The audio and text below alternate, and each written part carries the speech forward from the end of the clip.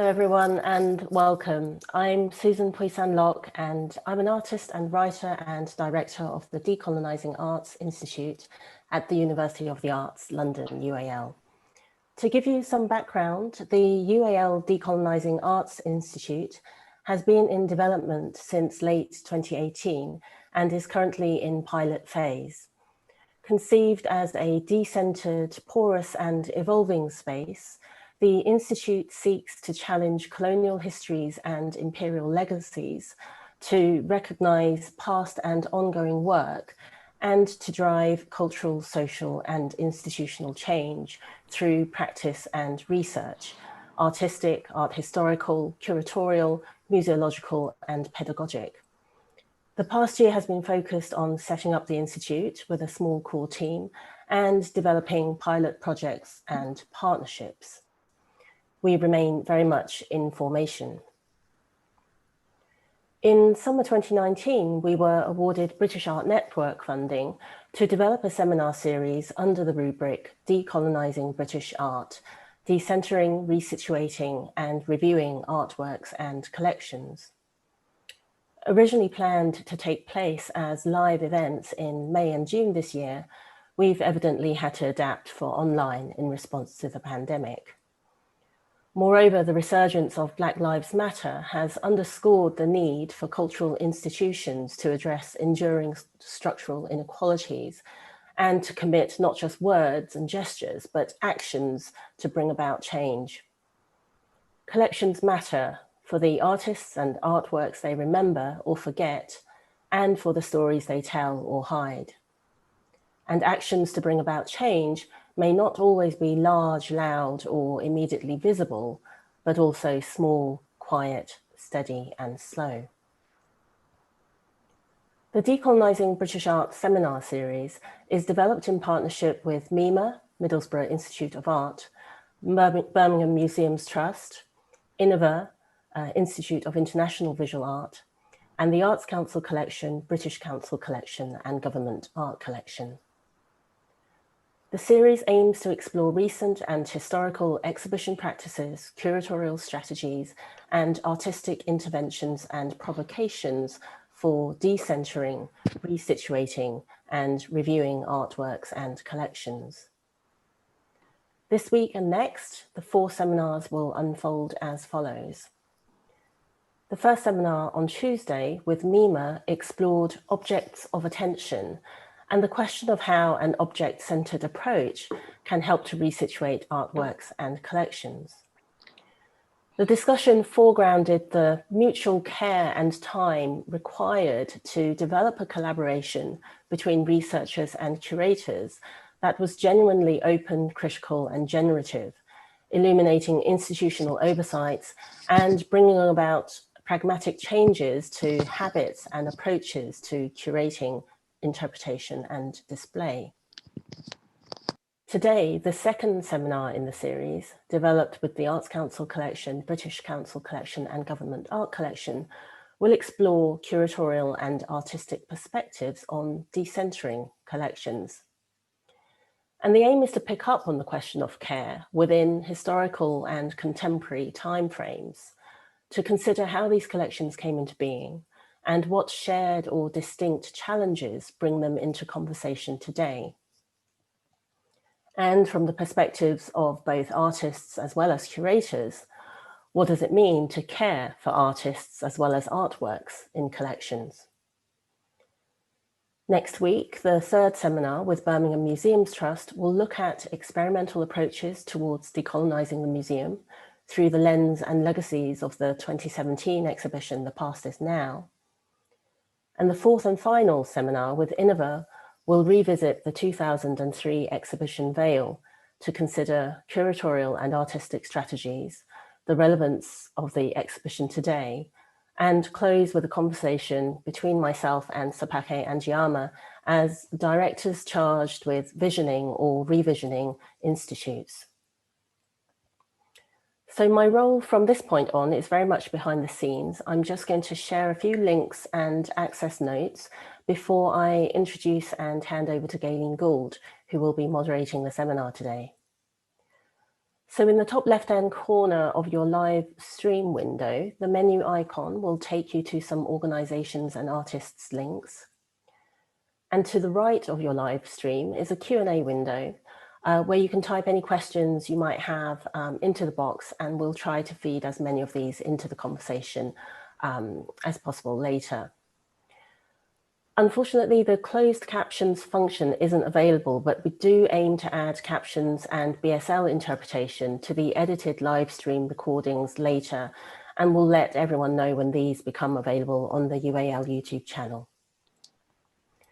So now to introduce Gaylene, who may be familiar to you for many reasons. Gaylene Gould is a creative director and consultant who designs interactive arts projects and spaces.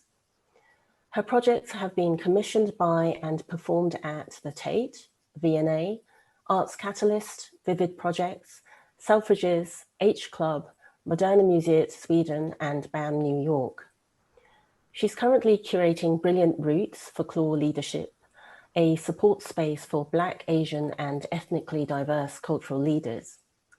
Gaylene is also an arts broadcaster for the BBC, a published fiction writer, a cultural reviewer, and a cultural ambassador for London, appointed by Mayor Sadiq Khan. Over to you, Gaylene. Thank you, Susan. It's great to be here and great to be back for the second fascinating session that we've got coming up today. So today's session, Decentering Collections, will bring 3 collections into conversation to explore the shared and distinct challenges facing the Arts Council collection, the British Council collection, and the Government Art collection today. So today is going to be in 2 parts. The first part of the seminar will take the form of 3 15-minute joint presentations from Natalie Rudd and Beth Hughes, Emma Dexter and Moira Lindsay, Eliza Gluckman and Penny Johnson.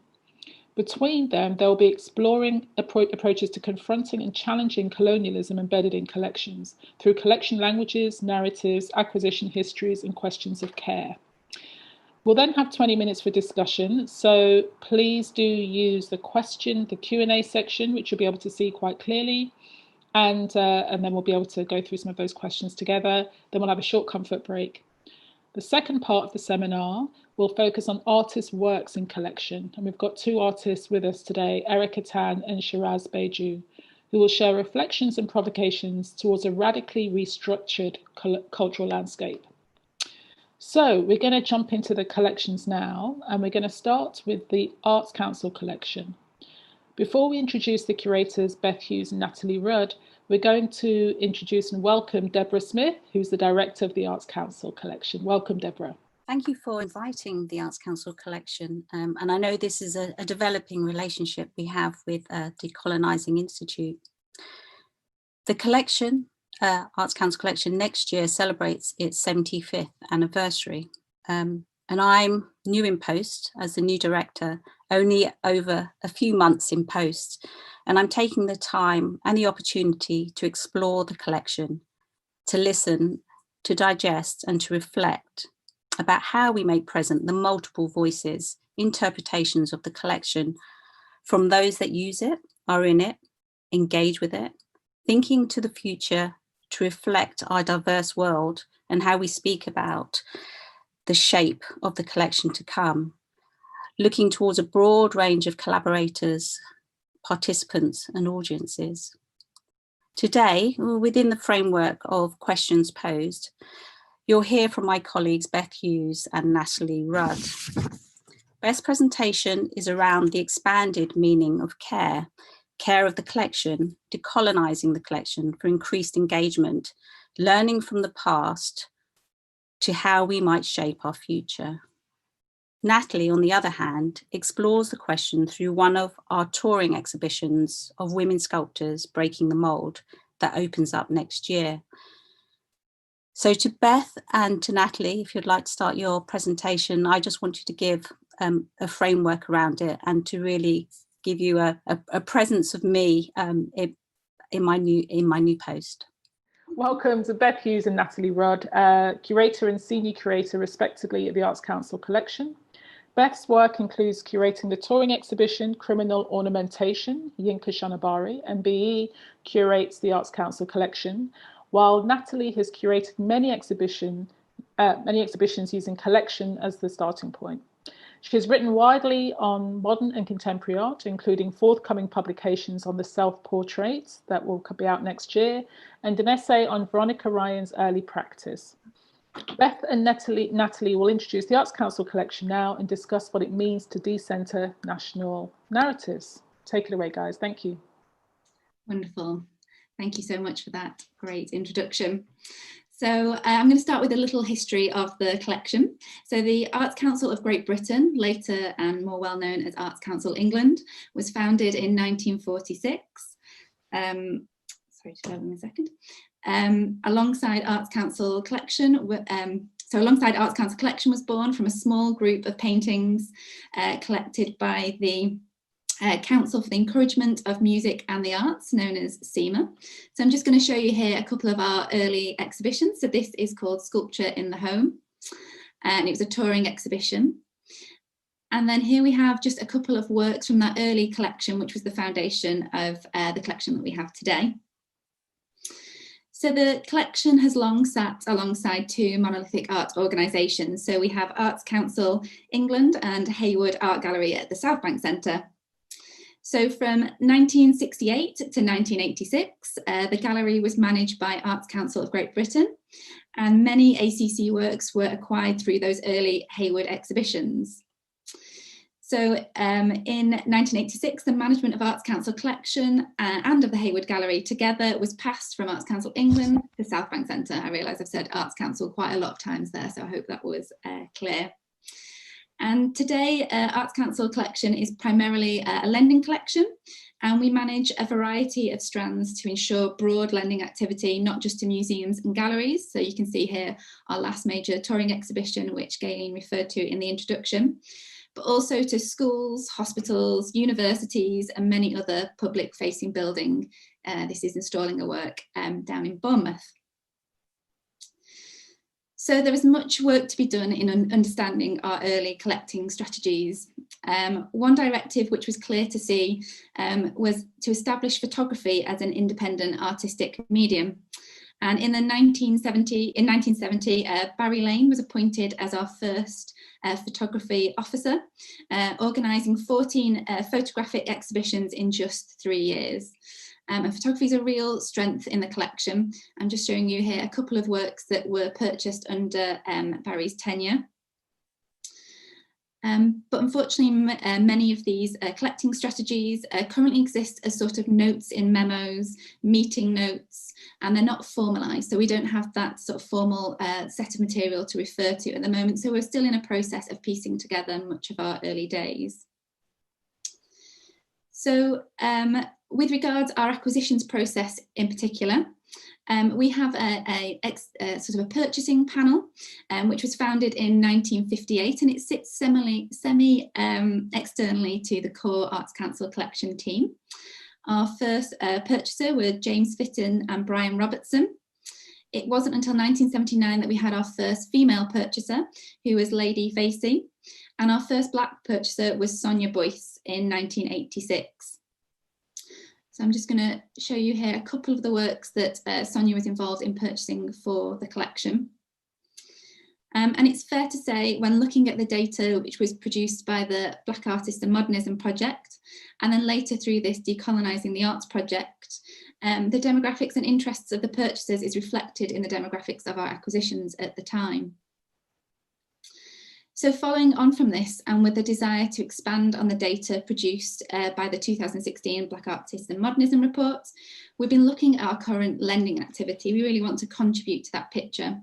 We're very aware that our collection isn't seen as this one homogeneous whole, but actually, because we're a lending collection, it's going out piece by piece and being seen in different contexts in different combinations. So during the last financial year, 2019 to 2020, 16% of the works lent by the collection were by artists that fit BAM's definition of what a Black artist is. Given that representation in the collection overall is around 6%, it is clear to see that there is a significant interest in Arts Council Collections holdings of Black British art.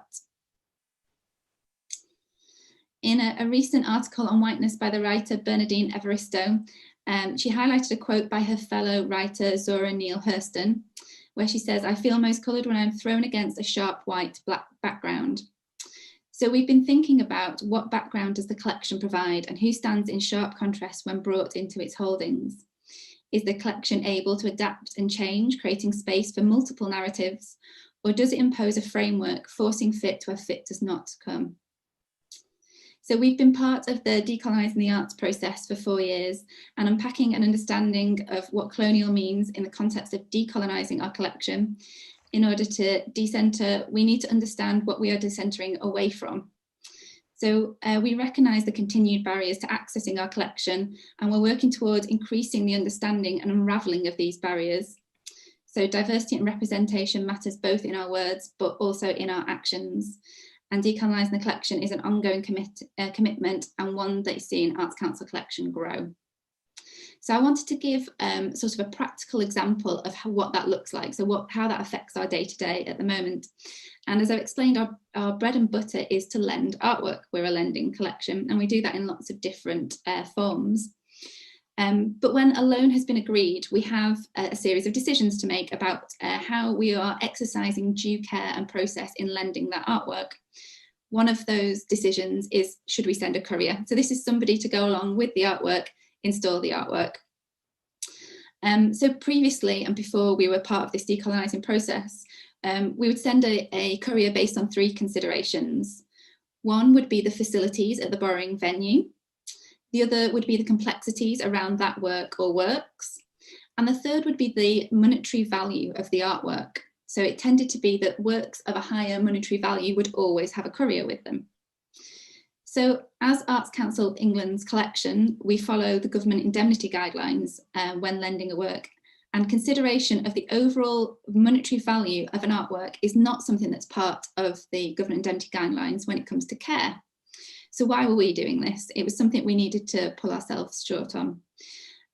When looking at this part of the process through the lens of the Decolonising project and thinking about the capitalist and colonial systems which in place which dictate the market value of art, we asked, why did this matter?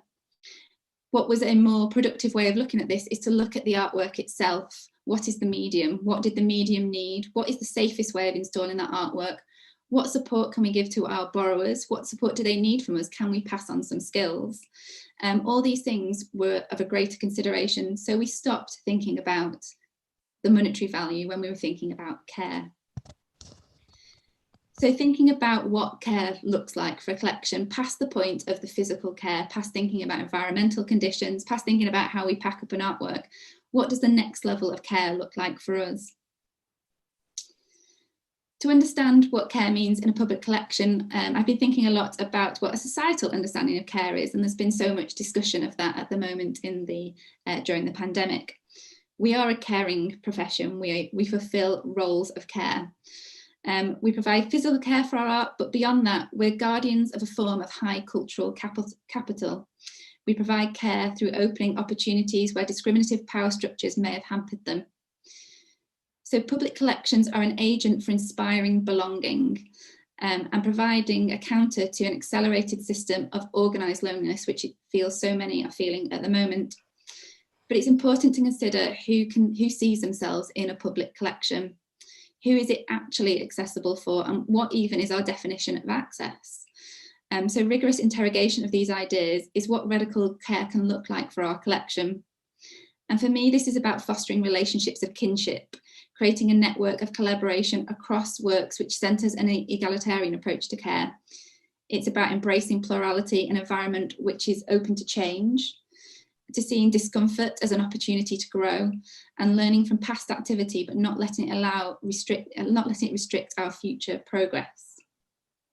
So in practical terms, this is spending time with our artists, spending time with our artworks, the work itself, and to take an equitable approach to understanding its position in the collection itself, but also in the wider sector of the arts ecology.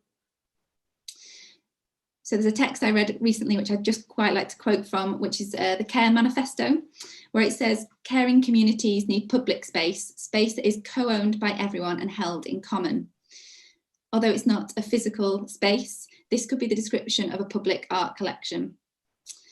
The public collection is a resource, it's co-owned. And we've often called ourselves at Arts Council Collection a lending library. And it was sort of a metaphor I started to become tired of, but actually thinking about that again now, a public library is the most powerful example of a non-commodified resource. So what better is there to aspire to? Our early acquisitions process shows a legacy of personal interest, shows what a legacy of personal interest can create. So we're bringing new eyes to caring. It's our responsibility to learn from our history, to not repeat its exclusionary practices, but recognising what they were, being open and honest about that, talking about it widely and amongst ourselves, and thinking about what the future still might be. So I'm now going to hand over to my colleague, Natalie, who's going to talk about the Breaking the Mould exhibition.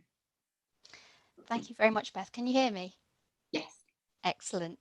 I'm conscious of time, so I'm going to speak very briefly following Beth's presentation with a response to the 3 questions with reference to the exhibition Breaking the Mould. This exhibition is the first survey of post-war British sculpture by women. Spanning more than 70 years and exploring the work of 50 sculptors, this exhibition provides a radical recalibration, addressing the many accounts of British sculpture that have marginalised women or airbrushed their work from art history altogether. The selected works highlight the strength and diversity of a wide range of practices. And although the focus of this exhibition is particularly on sculpture, the process of researching this exhibition has led to a range of new ways of thinking about the collection. And although we've got lots of work still to do, I wanted to share some of the headlines of this work and some of the questions and thinking processes it has prompted in terms of sharing alternative stories about the collection. So how did we get here? I think Beth's assessment of the white male makeup of the acquisitions panel up to 1979 certainly plays out for sculpture, with 1977 a particularly jaw-dropping year, with an all-white male panel acquiring a roll call of 100% sculpture by men. And it cannot be overstated really, but the diversification of the panel leads to a pretty instant improvement in terms of greater diversity of sculpture acquisitions. And it's pretty well established by the late 1980s with Sonia Boyce, but also Shirazeh Hushiari, Alison Wilding, Sheila Wakely and Lynn Cook, all adding new voices and new stories to what we can acquire for the nation.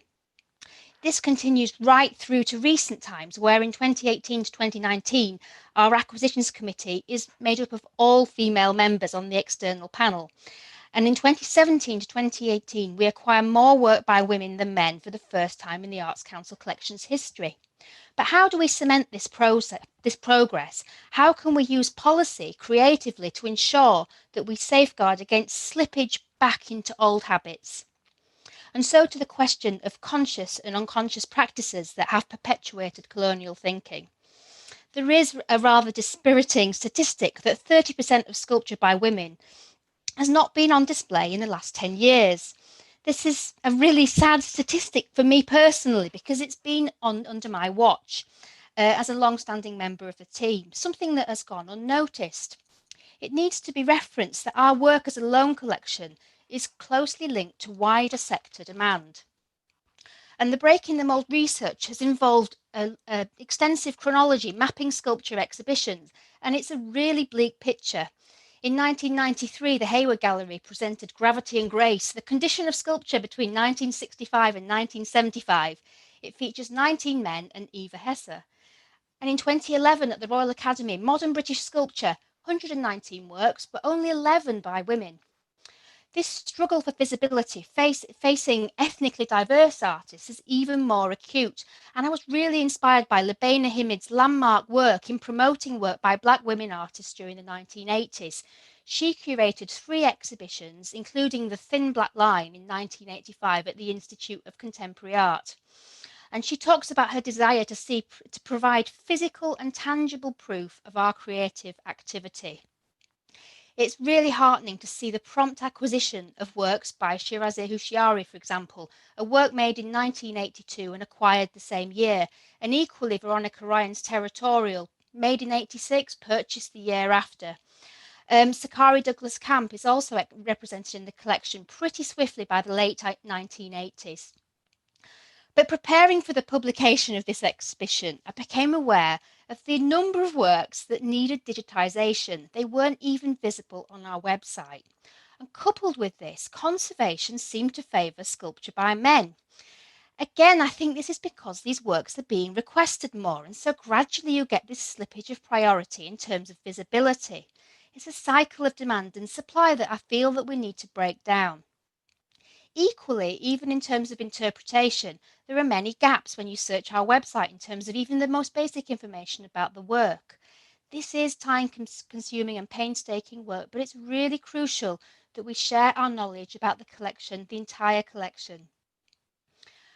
I feel there's vulnerability within these pockets of progress. Again, what policies can we make around exhibitions programming and collections management to cement this work? How can we sustain progress? And finally, how can we care for artists and artworks? And I've just got a few final comments to make. Firstly, around knowledge. We need to build a really equal knowledge of what we hold, not be afraid to tackle what we do not know. Let's bring in others on this research and development to gain fresh perspectives on our holdings. Sharing. We're working on being more proactive in sharing the diversity and breadth of our collections, not just within our own programmes, but also by working with potential borrowers and collaborators so that we can tell other stories and steer beyond the usual suspects. Analysis. We're keeping a close watch on how our collections are used. We're reviewing and analysing the data so we can really review progress and respond accordingly. Team-wide, I think we need to ensure that everyone is on the same sheet around the insidious nature of unconscious bias, even the most day-to-day aspects around collections management and care. And dialogue. We want to work hard to maintain a close dialogue with artists. How do they wish for their practices to be presented, interpreted and discussed? In what contexts would they like to see their work seen? Let's maintain a spirit of openness, assuming a spirit of getting stuck in, trying things, learning from our mistakes and embarking on a journey. And I'd just like to end with a quote from Lubena Himid, who says, "I think more talking has got to go on. We too often follow that divide and rule thing where we don't tell each other about certain strategies that might be useful or about what has happened to us or what was said to us. That's why I still talk to artists every day. I want to say, look, this is how we did it and this was a bit shonky. This work wasn't all that good. I think it's important to show people how it is, how it was. I think you'd only have to look at the evidence to see that it's more difficult for a young black woman to make it as an artist. Me winning the Turner Prize does not mean we've made it." Thank you. So I am going to introduce Emma Dexter and Moira Lindsay, Director and Head of Collection respectively at the British Council.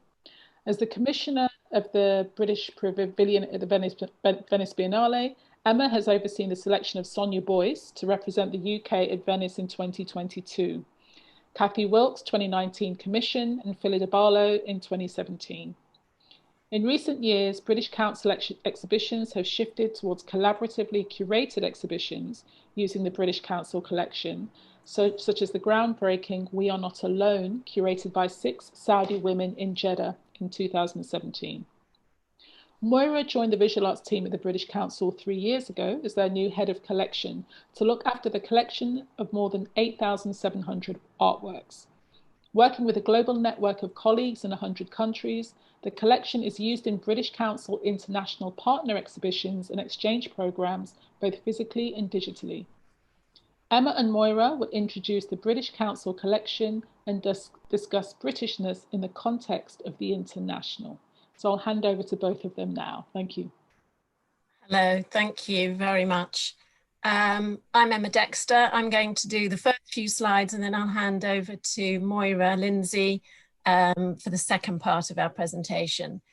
We're going to give you a very brief overview of what is quite a long, over 80-year history of both the collection and also the British Council itself. And I think we want to share with you some of the challenges that we face, and also some of the ways that we're now working with the collection that might be slightly different from how we've used it in the past. A note about language, obviously because we're the British Council and a lot of our work happens outside of the UK. I'm going to use the word local to denote either colleagues or British Council offices or locations or cities or countries where we're doing a programme or a project. So that's just a little FYI. Moira, can we have the first slide, please? Great, thank you. So how did we get here? The British Council was founded in 1934 in a pretty much direct response to the rise of fascism in Europe. It's the UK's only cultural relations organisation, and its objectives are to create understanding between the people of the United Kingdom and other countries. And from its very inception, it's always delivered arts programmes, taught English, and promoted British education around the world. It was started in 1938. The collection was started in 1938. And the idea was that it would make it easy to provide the circulating exhibitions of British arts and crafts that were very much in demand at the time. And also to populate our teaching centres and buildings overseas that were starting to be opened up from 1938 onwards. So the collection has always been deeply pragmatic in nature. It has been very much shaped by not just the staff who've worked with it, but also by its exhibition programs. It never attempts to be encyclopedic, and it has to be very practical and able to travel, often at short notice. I think it's also worth pointing out that we work always within a sort of fluctuating framework of values and objectives that are set corporately by the council. At the moment, to give you an idea, I would say that the UN Sustainable Development Goals for 2025 are key priorities across the council.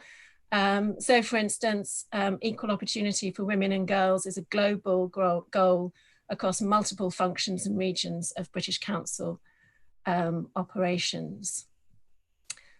Who is a British artist? Well, I think the collection has never been concerned with whether an artist was born in the UK, simply that they should be part of the scene, that they should have spent some time here and made work here and engaged here. So for instance, in the 1950s, we acquired the work of the German Jewish refugee artist Joseph Herman, who fled to the UK before the war from Nazi persecution. But it is, and we'll look at this in a bit more detail shortly, it is undeniable that there is a really strong historical bias in favour of white artists and male artists in our collection for the first 50 years of its history. Next slide, please, Moira. So just considering how things have been done in the past and some of the things that we work with, some of the things that are the background to the way that we work. Also what I'm talking about is a very broad view of an 80+ year history. So of course there is a very wide range of change that has occurred in that time. But in the long distant past, the fine arts department, which then became the visual arts, of which I'm now director, was actually in the early days led by external experts, amongst them, for example, Sir Kenneth Clarke, who was director of the National Gallery at the time. So these were the leading members of the arts establishment of the UK at the time. And obviously it's their taste and interests which are represented in the early part of the collection. And as the Black Artists and Modernism Research Audit, which we're very grateful to have collaborated with, confirms, we didn't consistently acquire work by Black artists until the 1970s, the first of whom was Kim Lim. Since 2016, we've made concerted efforts to acquire the work of Black artists to ensure that our collection really represents the UK and its artists. So that in the last 3 years, the number of acquisitions from Black artists that we've made annually has been roughly 39%. Like other collections, we've also overlooked women artists, and we have an issue with our data. Obviously, we haven't historically collected data of that kind, and now retrospectively there are issues with that sort of measure. But women did enter our collection in the early phase of the collection because actually there was a very strong emphasis on acquiring prints and woodcuts, and many artists women artists entered the collection in that period. One of the other things that we demonstrated in the past was a very broadcast approach to programming. It is undoubtedly true that our exhibitions, even those that were mounted prior to and during the Second World War, where we had exhibitions that traveled to America and South America, that those exhibitions were designed to specifically to, as almost diplomatic missions, to cultivate or maintain our potential allies to join us in the Second World War. So, you know, that was the starting point of the sort of exhibition program. And then over time, of course, it nuanced into something much more realistic in terms of the depictions of everyday British life that were often presented to overseas audiences. There is a question of the language. The English language is a given. It's the basis of the British Council's role, actually, in terms of promoting English. And obviously that, you know, that provides attention. We make all sorts of assumptions about our position in the role in the world based on that. Another interesting thing has been historically often the interchangeability of the terms British and English, which I think it has changed markedly recently.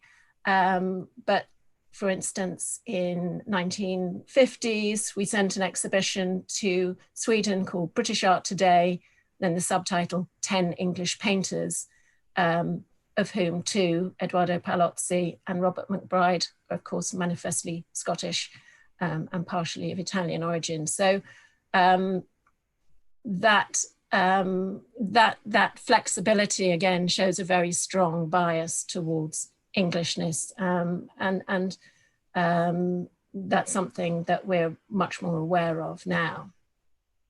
We have a global network. Those are colleagues who work in offices and teaching centres and buildings in 110 countries around the world.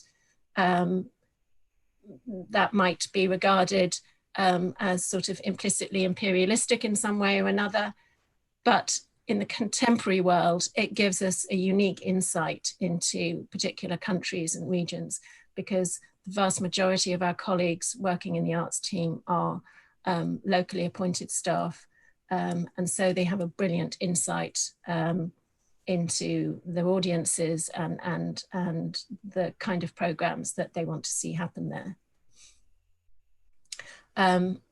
Next slide, please, Moira. So what are the things that we have changed?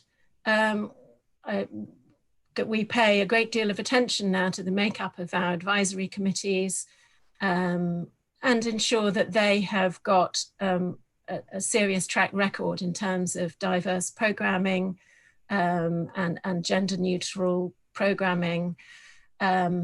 And we appoint them by open call or other similar processes. There have also been changes to the way that the British Council is indeed run. Budgets are devolved to the different global regions that the British Council works with. So that actually means that we don't really function in the broadcast mode that we used to anymore. That's not possible. All our projects have to be devised in collaboration with our own local British Council colleagues.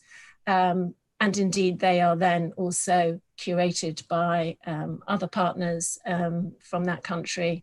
So they are curated by local curators. So, and very often, as Moira will show, we also try to incorporate into the exhibition a dialogue between locally borrowed works and works from our own collection, so that works from the collection were continually being recontextualized by other voices and narratives. Some of the challenges around that are ensuring that the artists' collection works, obviously, that we are custodians of, that those works are described and used in an appropriate fashion. So sometimes we might need to intervene in terms of suggesting to curators that they change their language or display something in some different way. So there's a tension there really between us looking after the artist and how the work is shown and shared, and also respecting the curatorial autonomy of those curators that we're working with. I think also curatorial freedom is sometimes difficult when we feel perhaps that some of the partners or collaborators that we're working with are not as aware of the diverse nature of British society and the artists that we have in the collection who they could be working with. So very often, I suppose, as part of an introduction to the collection, we try to make sure that they really realise how diverse the population of the UK is, and that is exactly mirrored in the population of the artists in the UK. So we try to bring with us our sort of British Council values of commitments to equality, diversity and inclusion into that dialogue about how to work with the collection and what we see as being important, rather than handing carte blanche over to somebody and saying you can do whatever you like and make whatever show you want. So it's a conversation very much. I think that's it now. I will hand over to Moira. Okay, thanks, Emma. So I want to talk about some of the challenges as we've been thinking about decolonisation and what that means in recentering of the collection. First of all, we are not set up like a museum collection. As Emma said, we're not encyclopedic, and research is not a priority, and it will never always be our first priority, because we are a cultural relations organisation first and foremost, and the collection has been created and shaped to use in our programme. We also work with quite quick turnarounds and quite changing and responsive contexts and climates. It is a challenge to always be working with global programs, which is our organizational strategy, but also have within our activities flex to properly reflect the local history, context, customs and nuances. And I think Emma's already touched on this, but for me, I think in terms of thinking about Susan's question about caring for the artists in our collection and their artworks, it's the balance between ensuring that we have the entire collection open and available and to be used by any of our partners, and to use it in the context that they want to use it in and with their audiences in mind, but equally respect the integrity of the artists and their intentions. And within our work, we're working in multiple languages. That involves translations of text as well. And so a lot of it is down to actually just talking to each other and having conversations. And for example, thinking about terminology and what that might mean in different languages. For example, I have found that we use the word diverse and diversity a lot in British Council, but actually that diverse and diversity actually mean quite different things in different languages and contexts. So everything we do, language is really, really important. And And also, just a really obvious point, but one of our challenges is that we can't change what we don't know about what we're doing and how we're doing it. So we need to make sure that we continue to reflect on what we do and invite other voices in. So I am just going to super quickly try and share some examples of recent work that we've done, particularly thinking about where we've tried to have other curators and partners lead with their voices using our collection, but using our collection to in the context of what they would like to say in their country, in their region, in their museum. So this example is The Art of Dissonance in Seoul in Korea in 2017. In this exhibition, the curator, Gahi Park, used our collection works. Seen here on the left is work by Jonah Comfra, and on the right, Lubena Himid and Mona Hatum, amongst others. And Gahi used our collection works in Korea to explore British identity and how difference of opinion can be held within one country and to present multiple narratives and perspectives. And she particularly was using this theme because she felt it spoke to her audiences in Seoul. She also, within that exhibition, included multiple alternative labels and texts and narratives. So it was not just one singular voice in the exhibition. Perceptions. Sorry, I realize we're a bit over, so I'm going to be trying really quick. So Perceptions is a really amazing project with 5 museums in the Western Balkans. This was with the 5 curators working together. Each held an exhibition in their own country and each was different. Some of the curators used the surrounding events that they each programmed to explore and bring up questions around how works are acquired in museum collections in their country, whether it's gift or purchase and what that means, and bias, particularly gender bias and dominance of patriarchal methodology. And we also use the events to invite public officials and politicians that you can see here in Kosovo to attend the exhibition and to use exhibitions, I should say, the partners use the exhibitions, not British Council. The partners use exhibitions for themselves to generate open table discussions around relevant issues to them, particularly for this series was around gender equity.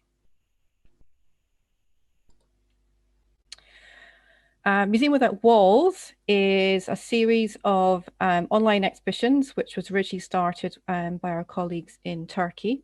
This particular example is using the British Council collection works in a purely online exhibition.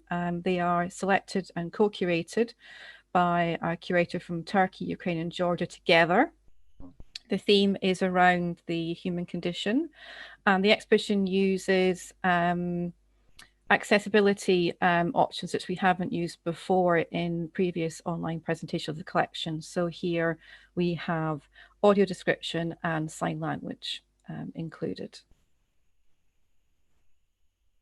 We Are Here is a global moving image program, a partnership with Lux, and this uses the collections of both organizations in thematically formed 5 artist film programs that explore global discussions on topics such as the climate emergency, post-colonialism, and identity and sexuality, and has been shown in several countries around the world so far. Moira, sorry, can you hear me, Moira? Yes. Yeah, hi. If we're going to have to, we've got about a minute left on this. Minute left, okay, all right. Thank you very much, cheers. So I guess final example, just to say, obviously right now it's quite difficult working with collections during the COVID pandemic, but I just wanted to share this example, which was led by our colleagues in the Philippines who wanted to somehow use our collection to continue a dialogue with their partners in the visual arts sector in the Philippines. And they created a social media campaign to invite people to select a work from our collection and write about it in response to how everybody was feeling right now during the pandemic. And these are 2 screenshots from that.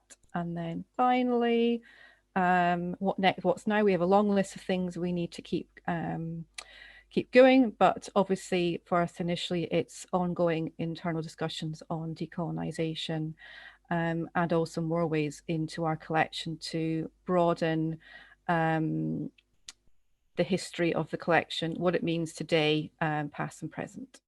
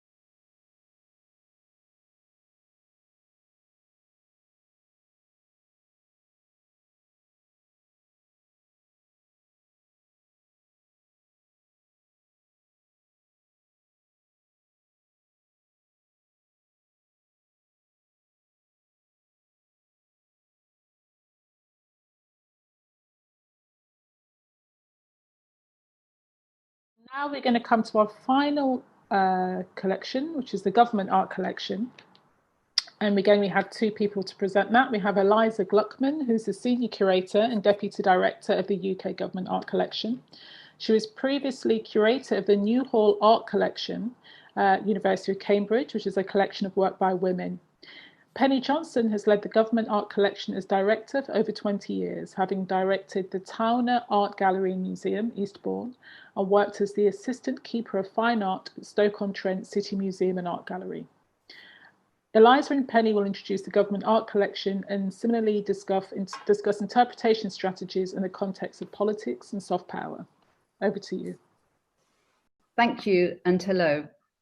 In this presentation, we will look at how the Government Art Collection, the GAC, came about, its underlying structural and operational practices over time, and the relationship between artists, artwork and display, and the legacies of colonialism and strategies of redress. We will consider these through the lens of interpretation and in the context of politics and cultural diplomacy. How did we get here? The GAC has operated under different names and shifting remits since 1899, during which time 4 distinct phases in its history can be identified. The collection grew informally in its first phase, under the purview of the Office of Works. A note from the Viscount Esher, Office of Works, to Sir Francis Mowat, Head of Treasury, proposing £150 to buy some art that will save a good sum in decoration, a quote, is the first evidence of conscious collecting. From 1907, there was regularised annual public expenditure on acquisitions. Additional money came from the Foreign Office in 1935, which led to the formation of the Picture Committee. Supplemented with loans from the National Gallery and Tate Gallery, enabled by the National Gallery's Overseas Loans Act of 1935, the collection was increasingly regarded as an important tool of British diplomacy and colonial government. More strategic thinking came into play in regards to overseas representation, aligned partly by the further demographic shift in ministerial and ambassadorial figures. In the second phase, 1946, signalled the beginning of a new era of sustained growth and diversification for the GAC, as the visual arts gained a more strategic function in cultural diplomacy. During the second phase, the post-war realignment of nations, the formal end of empire, and the inauguration of the British Commonwealth brought new contexts and priorities for the collection. With the reconvening of the Picture Committee and the appointment of a permanent, though part-time curator in 1946, more painting, sculpture, and works on paper were required. An expansion of posts abroad led to increased budgets for spending on art for diplomatic posts, seen as more important than ministers' rooms. This is a sum of £1,000. A shift towards contemporary acquisitions purchased or commissioned for a specific location or event marked a change from the pre-war era when, and this is a quote, the exhibition of such pictures, end of quote, were considered by the Foreign Office to, quote, give rise to indescribable controversy. In the third phase, 1979 marked an end to the accelerated growth of the post-war era and the beginning of a third phase in the history of the GAC. This coincided with the election of Margaret Thatcher and for the GAC, Dr. Wendy Barron's appointment as director in 1978, a post she held for 2 decades. An expert in Sickert and the Camden Town Group, a number of significant works by this group were acquired. This period was characterized by a widening remit as the collection reached into new spaces of European diplomacy in Brussels and Strasbourg, while adapting to Britain's changing diplomatic relationship with nations of the former Soviet Union and Eastern Bloc states. The fourth phase began in 1977 with the election of new Labour. A conscious ambition to reflect a more modern UK was evidenced in November 1997 by making the location of the Anglo-Franco summit at Canary Wharf rather than in the more traditional 19th century Lancaster House. For this event, the GAC were asked to find works of art. Also in 1997, the collection placed a display of newly acquired work in the ambassador's residence in Paris. This became a showcase for contemporary art, leading to greater demand. For 10 Downing Street, the GAC had to borrow works as we did not have such holdings from the Tate. Artists included Blair's generation, such as Anish Kapoor, alongside younger artists, worked to create a modern tone for the so-called Cool Britannia events to which indie bands were invited. At the same time, expenditure on new buildings and site-specific work was greater. The GAC delivered major commissions in new buildings in Berlin and Moscow in 2000 and the Home Office in 2005. The GAC is not housed in one museum or gallery space for display. It is an accredited museum that predominantly spends its life outside of the museum, dispersed across 155 cities across the world in UK government buildings. Its function is to select displays for ministers' offices, number 10 and 11 Downing Street, and work with diplomats to promote British art and support cultural diplomacy. The collection also loans to public exhibitions. In 2019, for the first time, we displayed works in non-gallery, public, accessible environments as part of Waltham Forest Borough of Culture. Thank you very much. Thank you, Penny.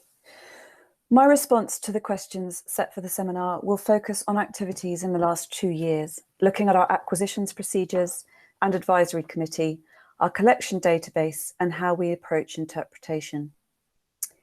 In 2016, we, like the other 2 collections, took part in the British Art and Modernism BAM audit, which focused on identifying and making public artworks produced by Black artists post-1900 in the UK's public collections. and to identify broader museological curatorial themes across the collections. The result of the BAM research were valuable internally in terms of curatorial knowledge of some artists' work of which little had been catalogued. An example are 3 works by Ben and Wanwu, 2 paintings acquired in 1947 and 1 sculpture acquired in 1950. The GAC Picture Committee showed foresight by acquiring Wanwu's work just as he left the Slade in 1947, on the brink of widespread success in Paris and London from the mid-1950s. Embracing themes based on an informed knowledge of Igbo and Edo visual culture, and Wanwu's art re-evaluated romanticized depictions of African, and in doing so, revitalized art forms and supported rising Pan-African independence movements in the 1950s and 60s. In 2018, his work was included in the GAC exhibition Shifting Identities, New Stories, to coincide with the Commonwealth Heads of Office meeting in London. Penny also met the artist's son in Lagos in 2018 in connection to the planned redisplay at the residence, including one of his works. The BAM project was instrumental in drawing attention to works that remained hidden by neglect, and it's fair to say that the GAC's participation in the research has led to a much richer knowledge and understanding of works in the collection. In 2018, a decision was made to mark the centenary of the Representation of the People's Act 1918 that saw the partial suffrage of women in the UK by collecting only works made by women. Over this time, the curators from the 3 collections shared concerns about representation across the collections, representation within the predominantly white group of women in the room, and the overall structures within which we worked. We also continued conversations with academics involved in BAM and as DIA formed. In recognition that 1918 marked a partial suffrage for women and that took a further 10 years before all women got the vote, we decided to adopt a similar timeframe to enact meaningful change. For the GAC, this has become the Representation of the People Project 2018 to 2028. That looks to assess and evaluate areas of inequality with a focus on representation across age, disability, gender, race, sexuality, faith, and socioeconomics. It is a collective commitment to review our displays, interpretation, collaborative partnerships and acquisitions, and a process of dialogue, questioning behaviours and practices, and challenging ourselves, all of which require time. Essentially, the project is a lens through which to view all our work.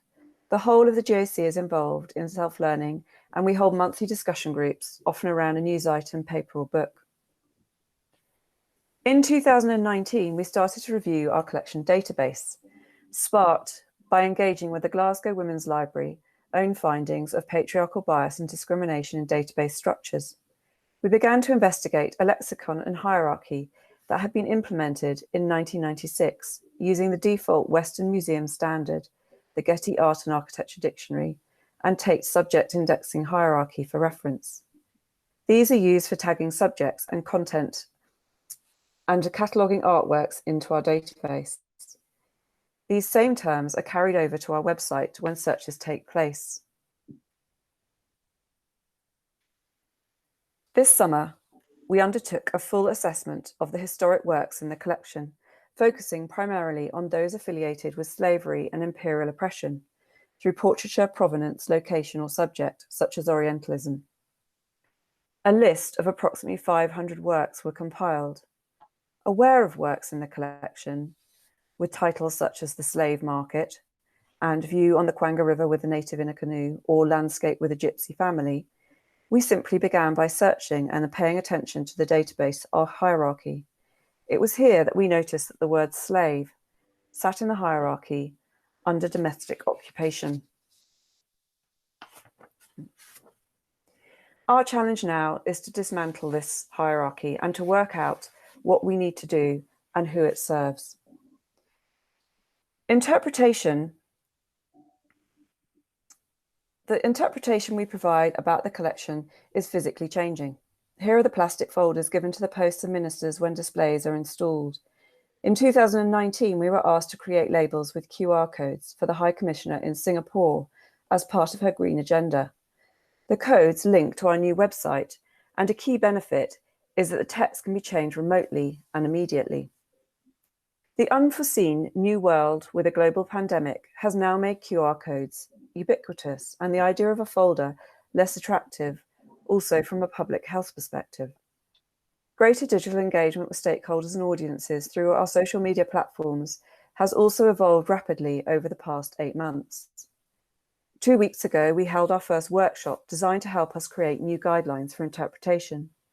When facing the historic works in the collection, our main concern is not to write a counter-narrative, but to contextualize and reconfigure existing and hidden narratives.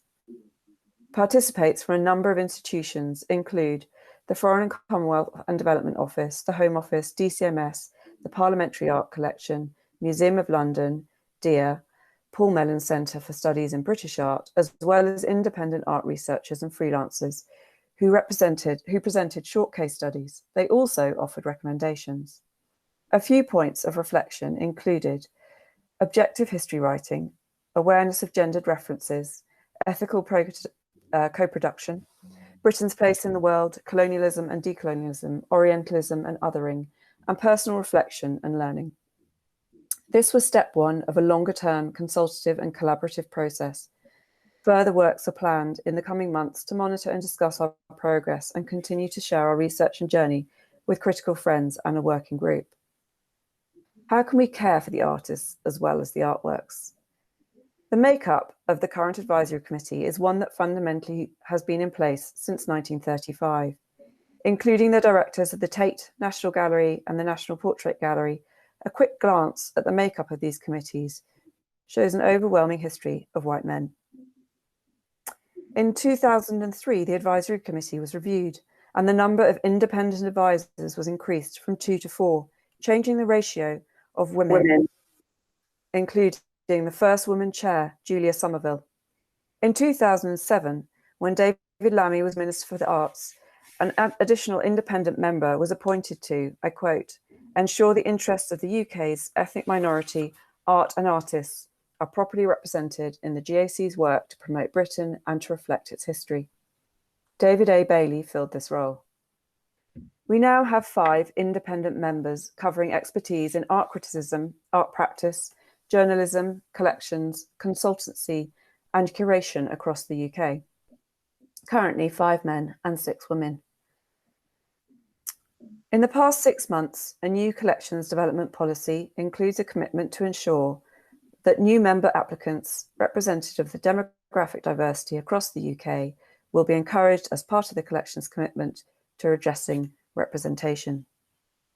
This year, COVID-19 has created physical barriers of movement and imploded the structures through which we would usually meet artists, galleries and artworks in order to bring in works in front of the committee for acquisition approval. A new way of reaching people, spreading resources and expanding networks and knowledge was needed. We decided to create a model that involved a cross-UK approach for this financial year. It was agreed by the advisory committee in March, and we reached out to existing networks. In England, the Contemporary Visual Art Networks and their equivalents in Wales, Scotland and Northern Ireland. The brief was to convene a meeting with a panel and submit a transparency statement about the panel and process, taking into account representation. Each of the 12 regions have submitted 6 names, of which we are taking forward 4 on average, and currently having studio visits, with an aim to acquire works from all areas of the UK. This collaborative model indicates that of around 44 artists we hope to acquire work from, 22 are women, 20 men, 2 non-binary, nearly half would be captured by the BAM audit, 7 LGBTQ+, and 6 identifying as disabled. We actively work with living artists to best capture information about their work within the acquisitions process. This occurs within the context of studio visits, interviews, and written correspondence, and becomes part of our institutional research and documentation. These primary sources form the bedrock of our written, digital, and spoken interpretation, further informed by reading secondary literature. Artists, their descendants or estates also contact us through engaging with our website or social media to potentially query information, engage with or ask to see works in the collection. There is much more research to undertake in order to understand the structural history of the GAC within the colonial context and to fully explore its part in the colonial narrative of Britain. We continue with our work with self-learning and a collaborative outlook. We thank Dia and the other two collections, and to Shiraz and Erica for joining today. Thank you. We've overrun, which I'm not surprised, as well as a little bit of technical. So we've only got really 10 minutes for any questions or conversations. Let me just throw it out to you guys, because you've now heard each other's reflections and approaches. Is there anything that you've seen that anyone here would like to reflect on? If not, that's fine, but I'm just interested as if there's anything that stood out to any of you after hearing everybody else's approaches.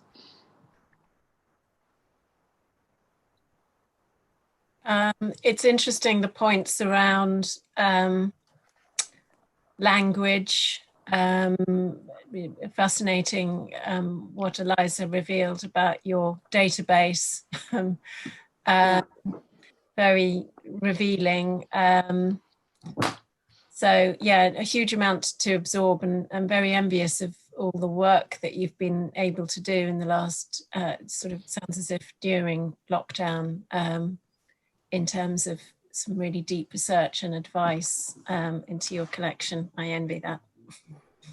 It feels like the tip of the iceberg, to be honest, but we're beginning it. I was very interested as well, thinking about how Beth was talking about value and the difference of value from monetary value to the value of works, and it made me think there are probably some practices in terms of how we care for our works that we could look at in that way too. Yeah, in that example, I'm very specifically talking about monetary value and not wider questions around how we value artworks. But I guess it was just something that we've always accepted, that actually monetary value is something we should take into consideration. But actually, when works enter a public collection, they enter equally to each other. And actually, monetary value isn't something that we should be putting, issues of care around. But also, it's really interesting to question, as a microcosm of the situation, we understand how value is assigned from the commercial world and outside of the world that we, specifically operate in. And actually, what does that mean for a lot of the underlying practices that are part of our little ecology, our little world? One thing I did want to ask, which sort of struck me, was our collection primarily dates from sort of 1940 onwards. We do have a few works earlier. I think we only have 3 works that date from the 1800s. And I wondered for the 2 of the collections which have much older works in their collection, what sort of continuing streams you've noticed, if there's any kind of considerations that actually continue through from your older collections into sort of your more contemporary work. I think that's a government art collection question, really, because we don't have a hugely historic collection either.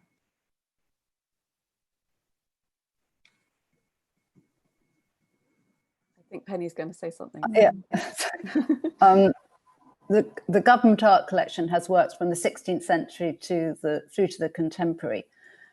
We buy more modern and contemporary now, although we are still acquiring historical, and perhaps the most significant recent one was a portrait by Jane Carlyle. And this is a 17th century artist and probably one of the earliest professional British artists. So we are continuing to acquire, but with a 21st century way of looking at what we would like to acquire. I think one of the things that's fascinating to hear all of your potted histories back to back is something that came up 2 days ago in the first seminar. Someone said that essentially collections form art history. What is collected then becomes art history. It becomes what's catalogued, it becomes what's archived. But even more than that, it becomes history, doesn't it? It's a way in which, I think, especially Penny, when you were speaking about the early days of the government art collection and how it was defined. And, I love Margaret Thatcher's definition of what the government art collection should be. It's about the nation's history, achievements, and great men and women, right? So there's a way in which the collection begins to mirror what the nation is at that time. And then also, Penny, I was very struck by the different eras. And obviously they're kind of political eras, but they're also diplomatic ones. So it's a question, I think I want to maybe start with Deborah Smith, actually, on this, and to spiral out, which is, it feels to me that we're entering a new era in terms of, well, are we entering a new era of British cultural history and diplomacy? And if so, what is it? How might you frame it? And what overall is needed now as a kind of particular focus in order to represent it? Thanks, Gaylene. I think it was amazing to hear everyone together and hear all the collections. I think there is a real drive for change. And having listened also to Beth and to Natalie, because I'm new to the collection in a different way. I've come from outside, having worked with the collection inside. I can see multiple ways and different ways of working with the collection. So I think the beauty of it is actually bringing another layer and perspective of how we use it, the artists that we work with. So from my perspective, the multiple layers that I bring will have some sort of layering, you know, within the collection. But more than that, I think it's also about how we work and listen outside and who we work with, as well as the artist's perspective, and bringing back the artist's voice very much at the forefront, and how we then work more broadly with we're hoping, although I know Beth was talking very much about lending, the future for us would be about collaboration and how we build on collaboration with organisations and working more closely. So that's one of our layers that I'm thinking about. I think to the others, I think it was really interesting to hear when you're talking about history, certainly about how history is interpreted and who's bringing that voice. And I think that's what the government art collection were bringing in, more voices for interpretation, especially when you go around the regions, who is presenting their artists in a very particular way. And I have to say that I sat on the Welsh committee, and the debates were amazing about who should we put forward, why should we put forward that particular artist, what do they bring at this time. So I think there's so many questions, Gaylene, that I'm still to I hope forever be answering, but bring another essence to the collection. One of the things that I thought the breaking the mould example was a really interesting one, Natalie, and all of you mentioned BAM and the work that the Black Artist Modernism Project has done to service work. So there's something about this deep kind of interrogative work, almost reacquainting yourself with your own collections again in order to service. So I suppose the answer is, moving into this new era, what does success look like to you? When are you feeling, what are the points that you're like, when we reach there, we're going to be able to celebrate? Do you know what I mean? I think that's a really interesting question. I think one of the interesting outcomes of breaking the mould was the question of what we do not know, and how hard it is sometimes to channel into a lack of knowledge.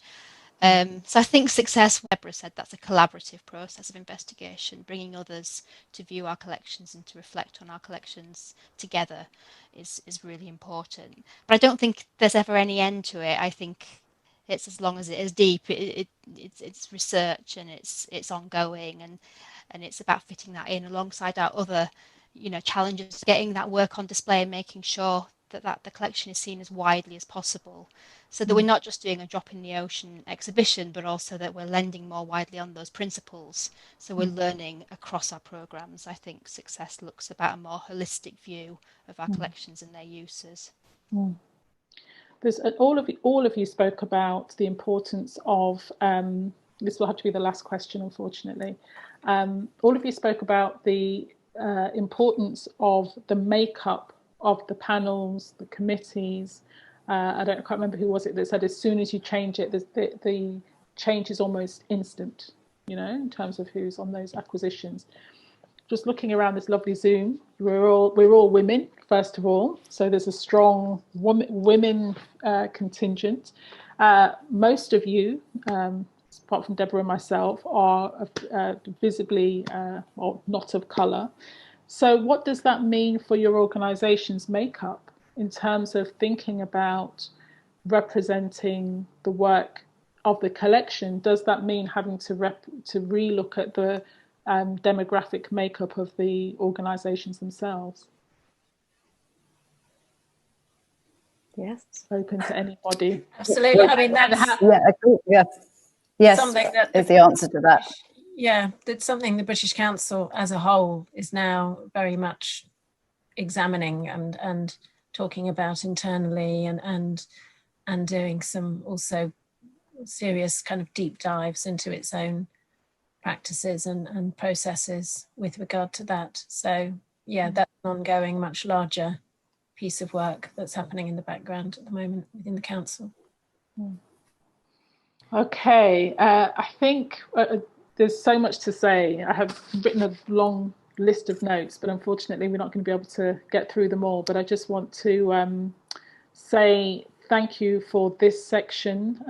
I do hope you will be hanging around for the next session when we get to speak to artists who themselves have had this experience of being collected. But I just want to thank all of you right now for the work that you've brought today, and lots of kind of big questions and thoughts. We're going to take as a comfort break. So for those of you who are... Hello, everybody, welcome back. Now we're going to skip over to two artists who are able to speak a little bit about their experience of working with some of the major collections. So they're going to do presentations, and then we're going to have a chance for a conversation. So we're going to welcome Erica Tan, who is an artist, researcher, curator and lecturer at UAL Central St Martin's, followed by Shiraz Beju. So I'm going to introduce Erica properly and then hand over to Erica for her presentation. So Erica's practice is primarily research-led and manifests in multiple formats, focusing on the post-colonial, transnational and decolonial, working with archival artifacts, exhibition histories, received narratives, contested heritage, subjugated voices, and the transnational movement of ideas, people, and objects. Erica will be talking about archival holes, absences, silences, and ideas of exclusion, inclusion, and oversight in the making of art historical canon. So over to you, Erica. Archival holes, filled with the smoke of surreptitious fires, buried deep in the jungle at the bottom of the sea, in the stores of encyclopedic museums, lost to the paperwork of bureaucratic systems. We, the artists, have been tasked with three questions. What does it mean to have work located in a major British collection?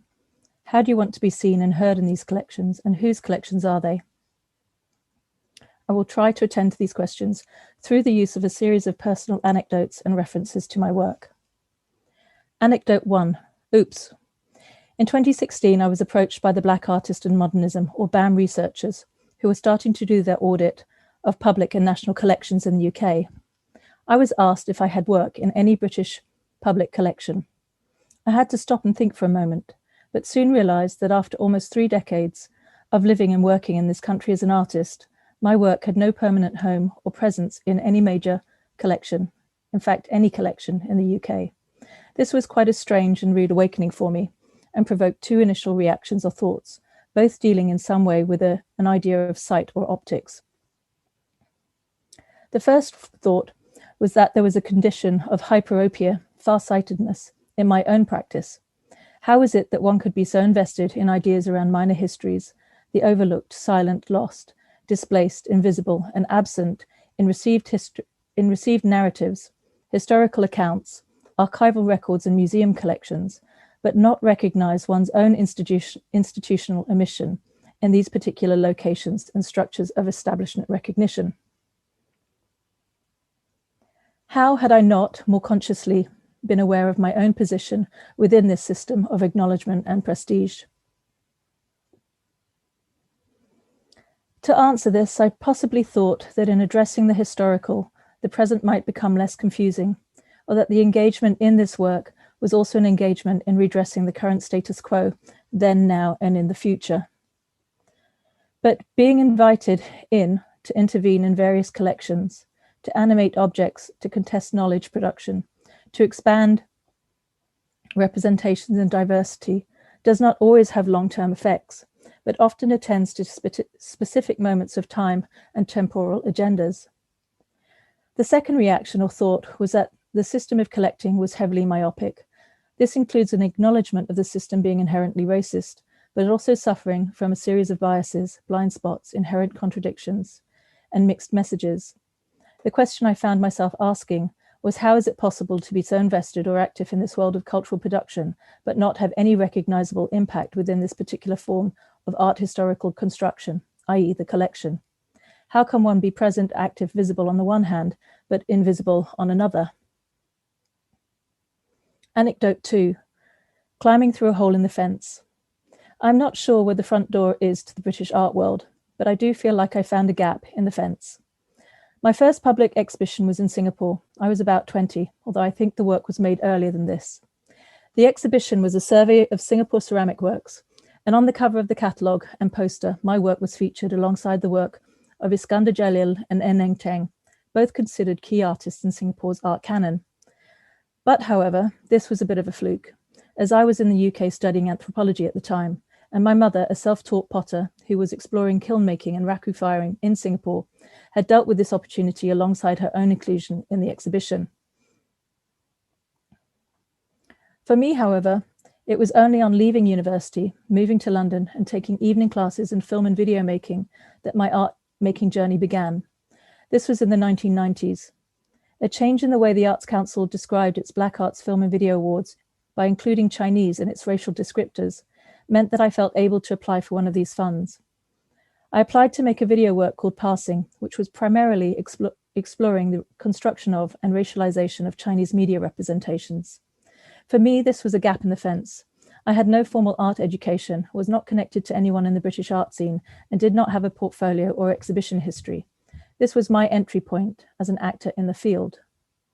During Tuesday's discussions around collections, MIMA director Laura Sillars said something very interesting, perhaps slightly throwaway statement, but she used the criteria of, to quote, a credible, consistent actor in the field as the basis for collecting work or identifying artists to collect.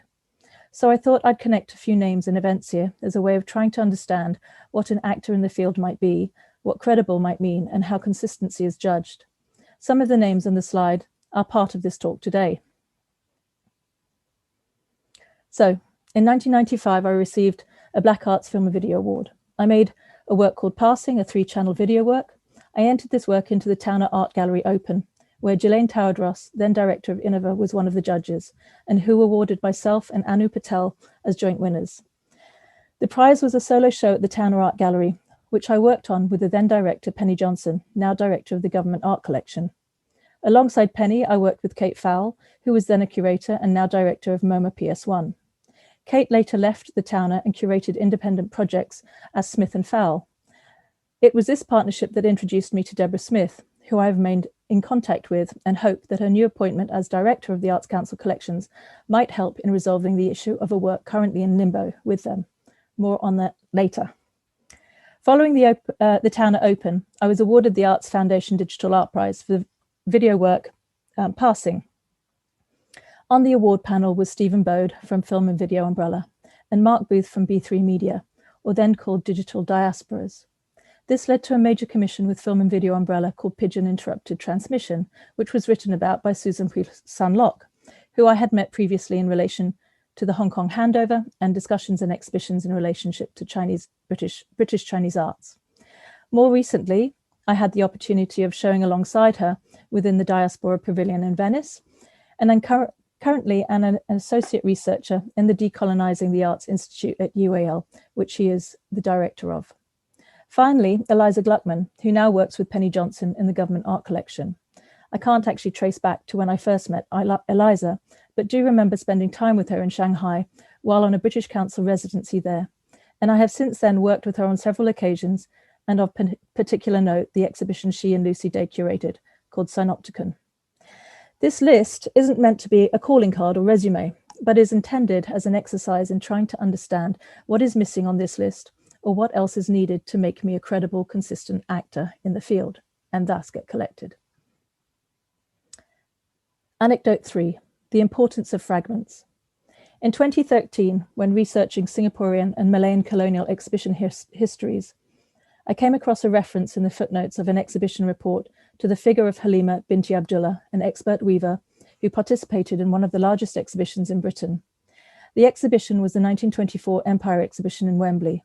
The pavilion was the Malayan pavilion, and Halima was one of the 19 Malayans who lived inside the exhibition hall, sleeping in a hut at the back of the displays at night and during the day performing for the public. What marks Halima out, however, is her misfortune of catching pneumonia and dying in Britain.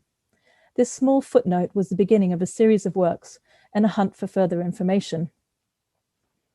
Following on from this, the research led me to the Victoria and Albert Museum's collections, where some of the original textiles which had been made or been put on display in the pavilion were either gifted to the Queen or bought by the museum and were kept here. Here I also found the original loom that the weavers used to demonstrate their craft.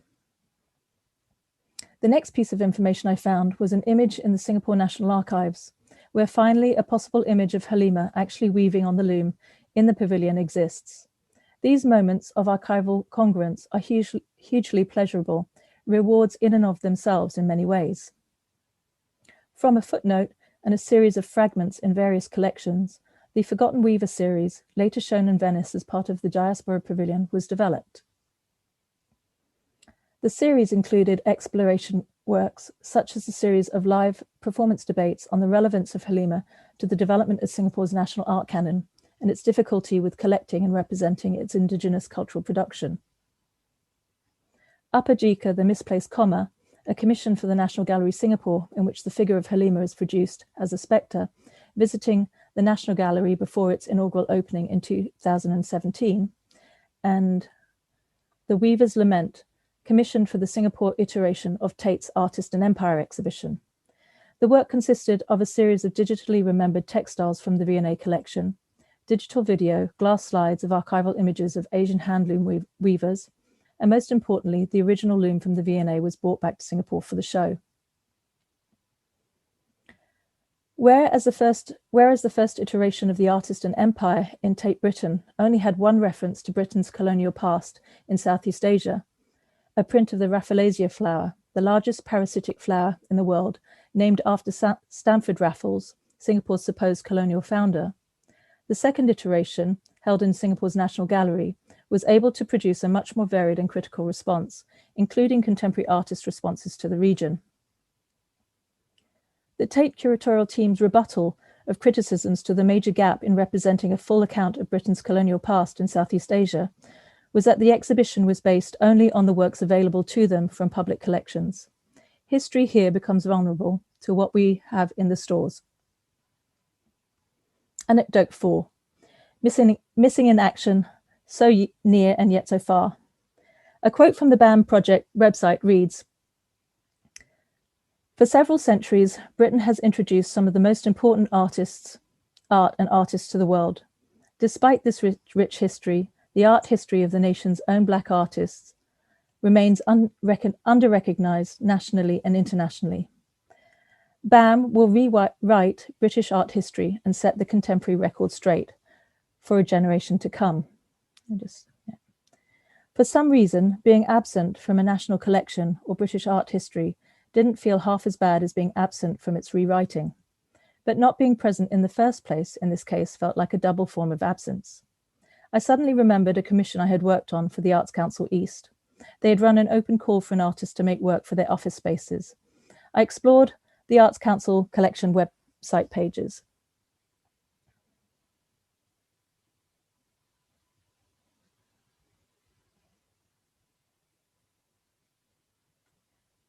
But only found myself existing within the names of others. The work I was looking for was a series of large clover-shaped light boxes which had been made alongside bespoke computer screensavers to specifically engage with ideas of the East within the East. So where are these works? To cut a long story short, I finally, after many, many emails to many different people, found someone who seemed to know something about them and had located them. I wanted to know if I could technically say they were part of the Arts Council collection and tell BAM that yes, I did have work in a major national collection. But it seems they are not, and to this day they are in limbo, awaiting an acquisition meeting for a decision on their status. Anecdote 5. Speculative networks, transnational entanglements. In 2018, I started the Stanley Picker Fine Art Fellowship in Kingston School of Art. A sudden collision of references and possibilities had arisen, which brought together 4 different collections and historical figures, 3 of which had a connection to Britain, and all 4 of which had a connection to Singapore. All of them women, all of them artists, and all of them, for me, women who had navigated fluctuating social cultural relevances at some point during their careers. The artists are Kim Lim, Georgette Chen, Fei Tan, and Dora Godin, and the work developing explores through their work and biographical histories a speculative meeting within filmic space. We could imagine this to be a fantasy dinner party or a supernatural meeting in the collection stores. In reality, the film is set in Dulwich House, the studio museum of Dora Godin, surrounded by her Asian heads. And the scripted meeting is actually a group therapy session performed by actresses improvising from a series of archival oral history and interview notes.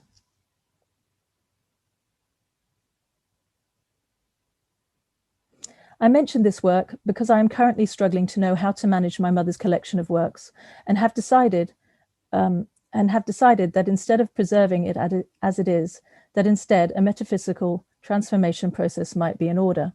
My mother is Fei Tan and she's one of the artists that I'm looking at. My mother was consistent, but did not have an art education or a long history of exhibiting in either the UK or Singapore. And in terms of being an actor in the field for her was very much her backyard, digging kilns and making firings. In terms of Dora Godin's work, of interest to me was her status as the first commissioned female artist in Singapore, and that these works, the Asian heads, were possibly the first works made in Southeast Asia to enter into the Tate's collections in 1933. How they got here is also of interest. They were gifted by her aristocratic husband and friends very early on in her career as a way of securing her legacy. And finally, Kim Lim, who in the BAM audit comes out as one of their most collected artists with 66 works in major collections. The importance of this spills over national boundaries after her death. Her status as a collected artist in the UK translates to an upturn of interest in Singapore for her.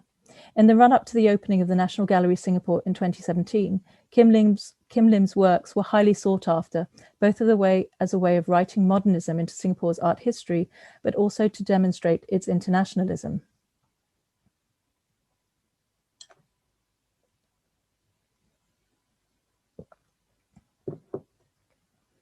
Anecdote 6.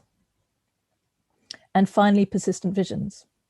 And finally, and suddenly, in the space of a couple of years, but after the BAM audit was complete, 3 works of mine go through acquisition committees.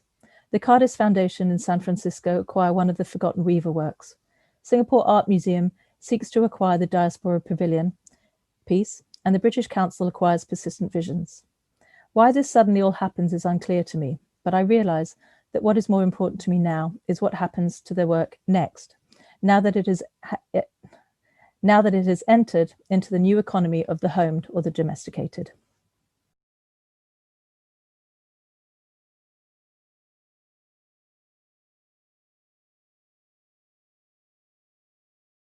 Thank you, Erica. Thank you so much. We're going to come back to you shortly after we hear from Shiraz Beju, who is an artist based between London and Mauritius.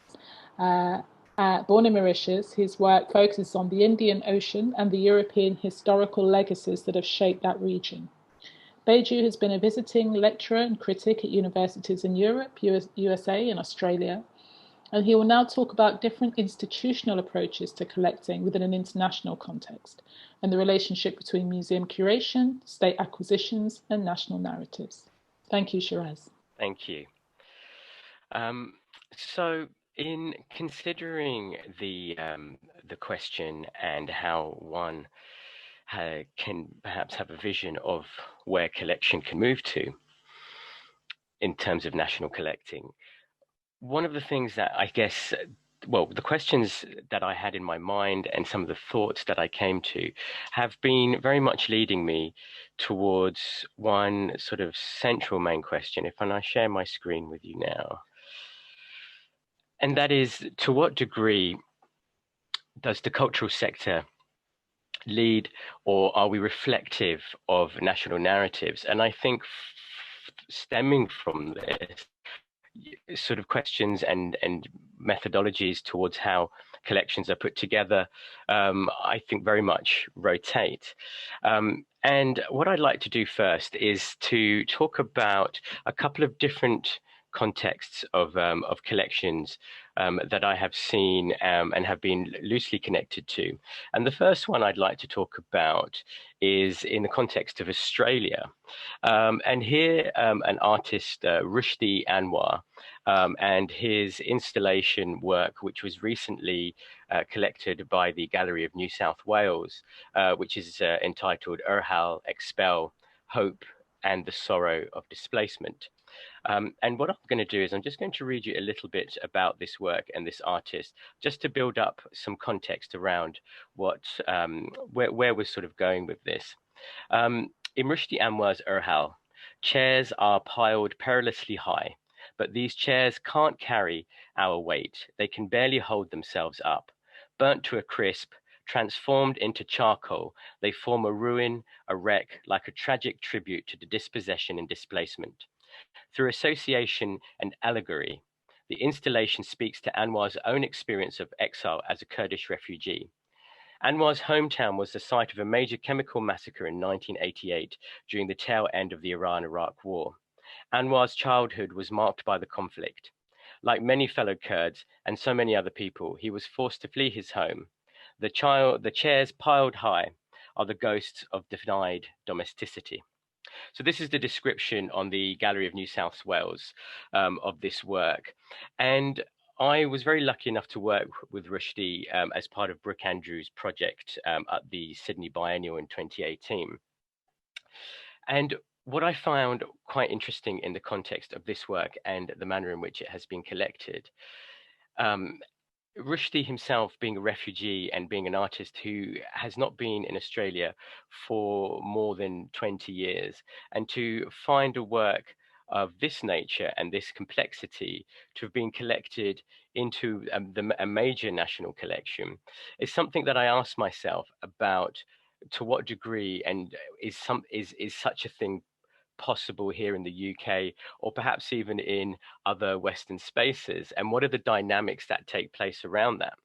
And partly this question is driven by the understanding that in relation to the Australian government and its recognition and its relationship towards histories of colonialism and the erasure of Indigenous communities, is something that is still very much unacknowledged to quite large degrees. And yet what I find interesting is that the contemporary Australian art scene, and not just necessarily within contemporary or smaller artistic communities or collectives, that major art museums are pushing forward with this conversation about where the national narrative sits and who are the types of artists that contribute towards that. Sorry, this is a slightly long-winded way of coming around to this, but I asked myself, about what kind of artists are represented here in the UK, and what presence, what voice does one bring from the outside, or perceived as from an outside space, that becomes enfolded and enveloped into what is seen as the focus of the nation today. And in regards to the art scene, as I was saying before, in Australia, it's been extremely interesting to see how the contemporary art scene has pushed beyond what the political leadership has been willing to do. And so in this sense, the contemporary art scene has in many ways, I think, held to account conversations that take place elsewhere in the society. Now, when I was speaking to artist Brooke Andrew about this and about the nature of this in relation to European spaces, he still reminds me of the fact that recently the National Gallery of Victoria has collected a Jeff Koons work, not this particular work, I couldn't quite find that work, but has collected a Jeff Koons work for somewhere between $6 to $7 million. The most I believe the most expensive indigenous artist work that has ever been collected in Australia by an Australian national collection was for not more than $1 million. And so he reflects to me about where also does a nation continue to look culturally. And in the case of Australia, I know this is a slightly different dynamic to where we are here in Britain, but in the case of Australia, he asks about where does a nation look culturally? Is it continuing to look to the West? Is it continuing to look towards certain types of cultural hierarchy and therefore sanctioning? And does that reflect in the very basic values and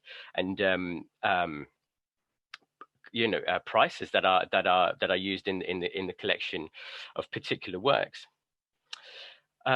Moving on, I think it was in 2016, I had some work collected into the French National Collection, the FRAC collection. And in this case, as I'm sure many of you are familiar, the FRAC is broken into regional departments who all have their own collecting agendas and budgets. And in this case, my work, having come from Mauritius, as you've heard, and a lot of my work centering around narratives around the Indian Ocean, my work was collected by the Reunion Island, which is an overseas department of France, by the FRAC Reunion Department. And again, it's a different approach again.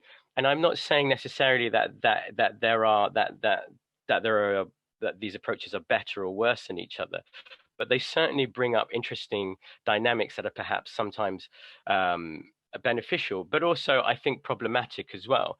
I mean, for sure, it's always been such a pleasure to see artists like Zineb Zadira's work pop up in some of the tiny little regional art galleries around France, and to see the placing of artists throughout the country. But also at the same time, and I think particularly with myself in relation to the Reunion Island collection, I think there are also still problems and questions around geographic categorization. And we know well that the origins of such categorizations lead back to patriarchal and colonial concepts that often undermine the context of which the artist is operating in. And from here, I was interested in thinking about how do we move forward, not just in terms of collecting, but what are the tools that I think are also important in creating part of almost an ecosystem or ways in which one feeds into the other.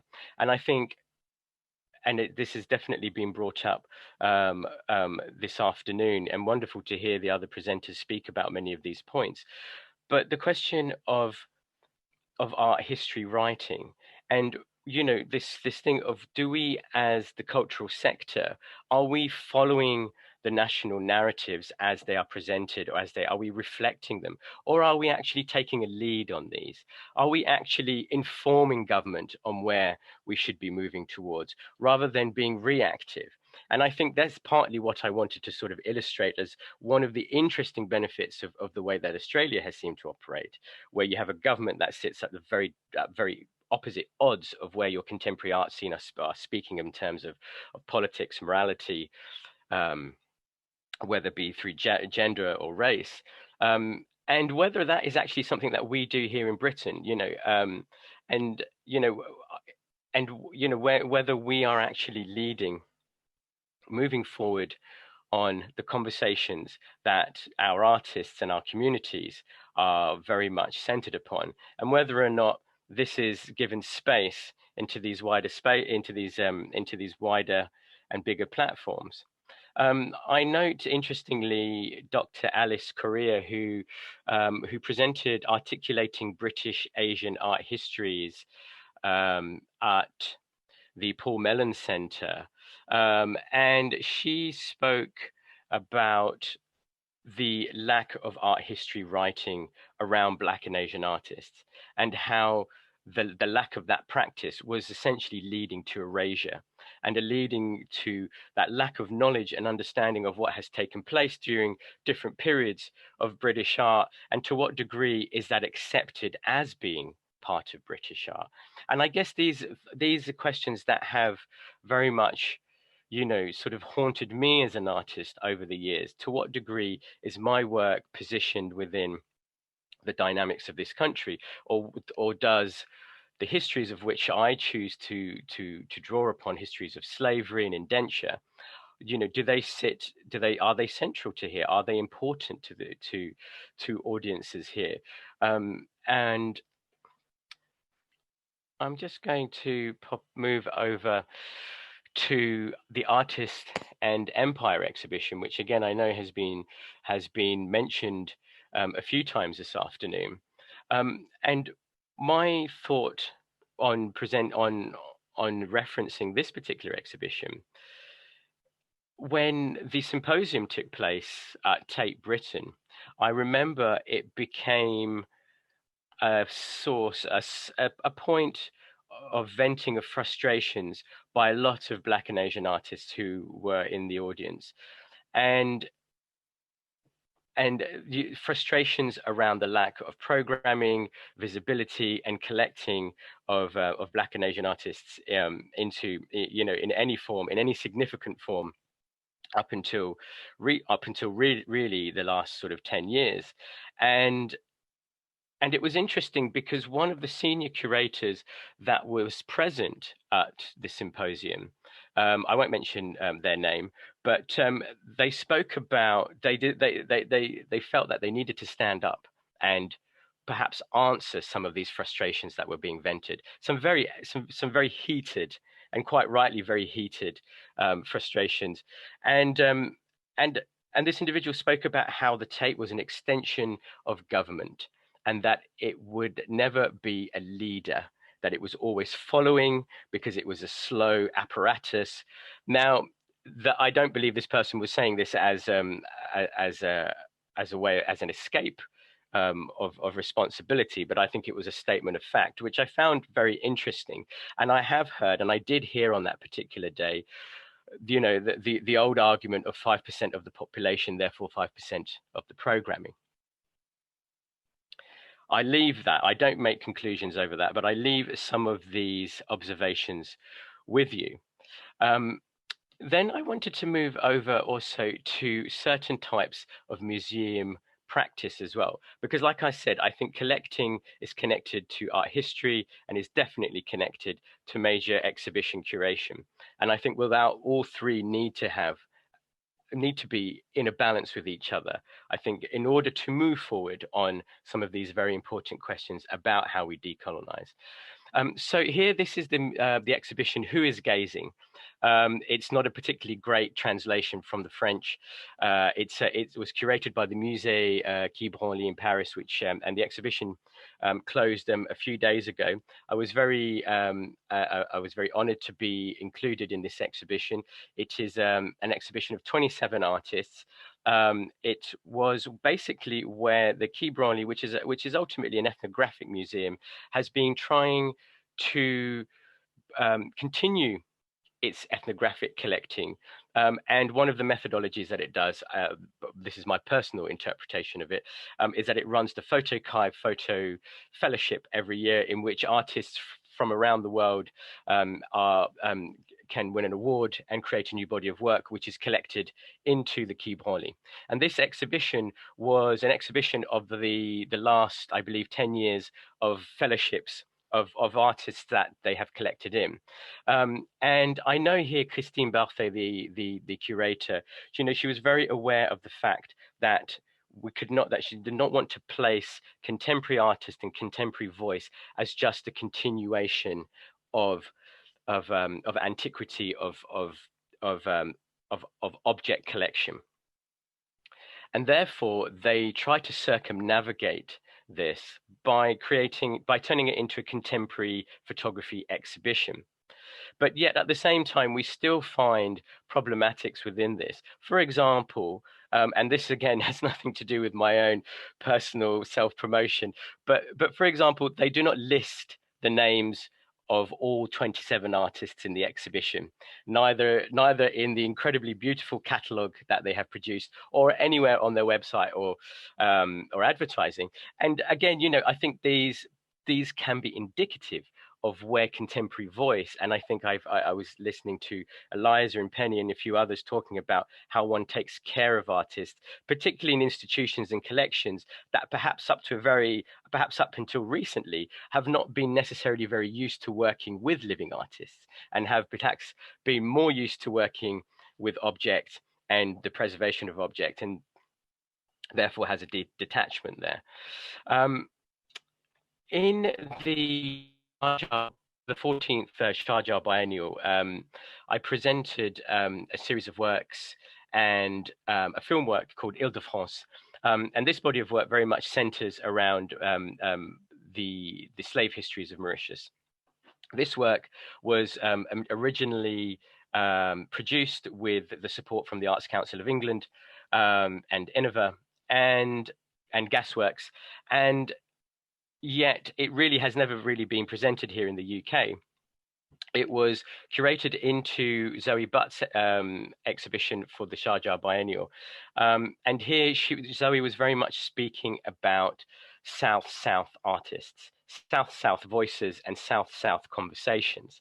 And again, I found it really interesting when this work was collected into the Sharjah Foundation collection, which I believe sort of works partly as a UAE national collection. I was interested again how this work was seen to be relevant to the conversations of this place, to the Middle East, and yet in some ways perhaps is not seen as perhaps being relevant or central to thinking here in the UK. And again, I wanted to go back and thinking about different approaches to curation. And we had the incredible Soul of the Nation that we had in 2017 at Tate, curated by the brilliant Zoe and Priyesh Mistry. And I've spoke with both curators about this in the past. And obviously we all know what an incredible presentation this was.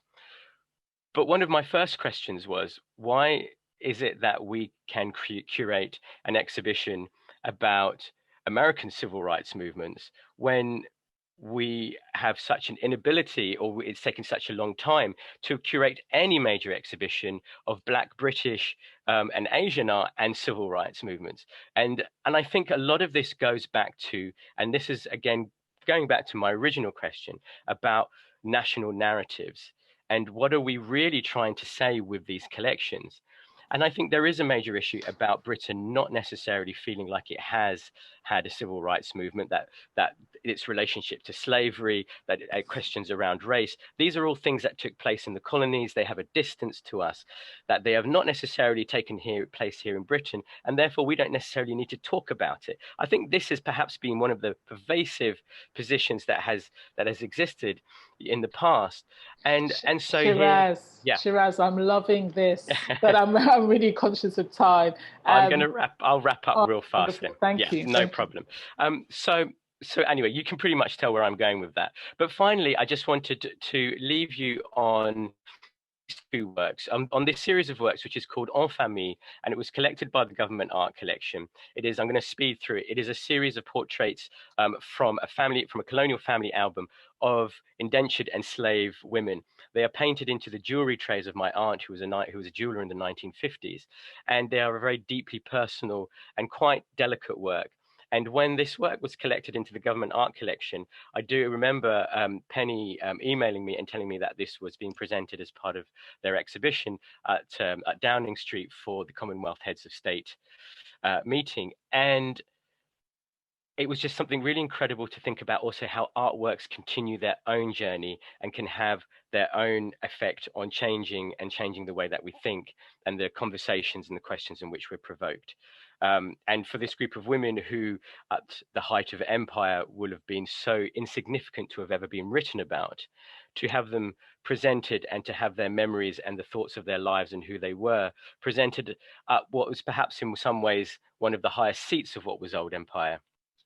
For me, there are continuous metaphorical and quite beautiful journeys that works continue to take. Thank you. Brilliant. Thank you, Shiraz. I'm going to welcome both yourself and Erica back. We've got a few minutes. I think there's been some really beautifully framed and very kind of clear provocations, I think, in both of your presentations about, being who is the actor in the field. I think is a great question that Erica posed, and there's questions of absences, and the absences are from in all kinds of ways, and even those projects that are about trying to kind of collect or preserve can also have absences around them. I think there's the really central provocation, Shiraz, that you were posing is something that I have to say I'm very interested in too, which is this question of what is contemporary arts, what is culture's aim or point, right? Is it to frame, reflect what we think the national temperature is, or is it to create it? Or is it to at least say, actually, this is happening? And I think there's this question, which I've put into other sessions, I'm going to put out here, that it's kind of, in one hand, it could look shocking that it took a black man like George Floyd to be murdered for the art world to respond. Shouldn't we have been the one creating the temperature for that sort of act not to happen in the first place? So anyway, I'm just interested in, I guess, Erica's thought on that as well, which is, what is the point what should a point of a collection be, I guess, from both of your points of view in an ideal world?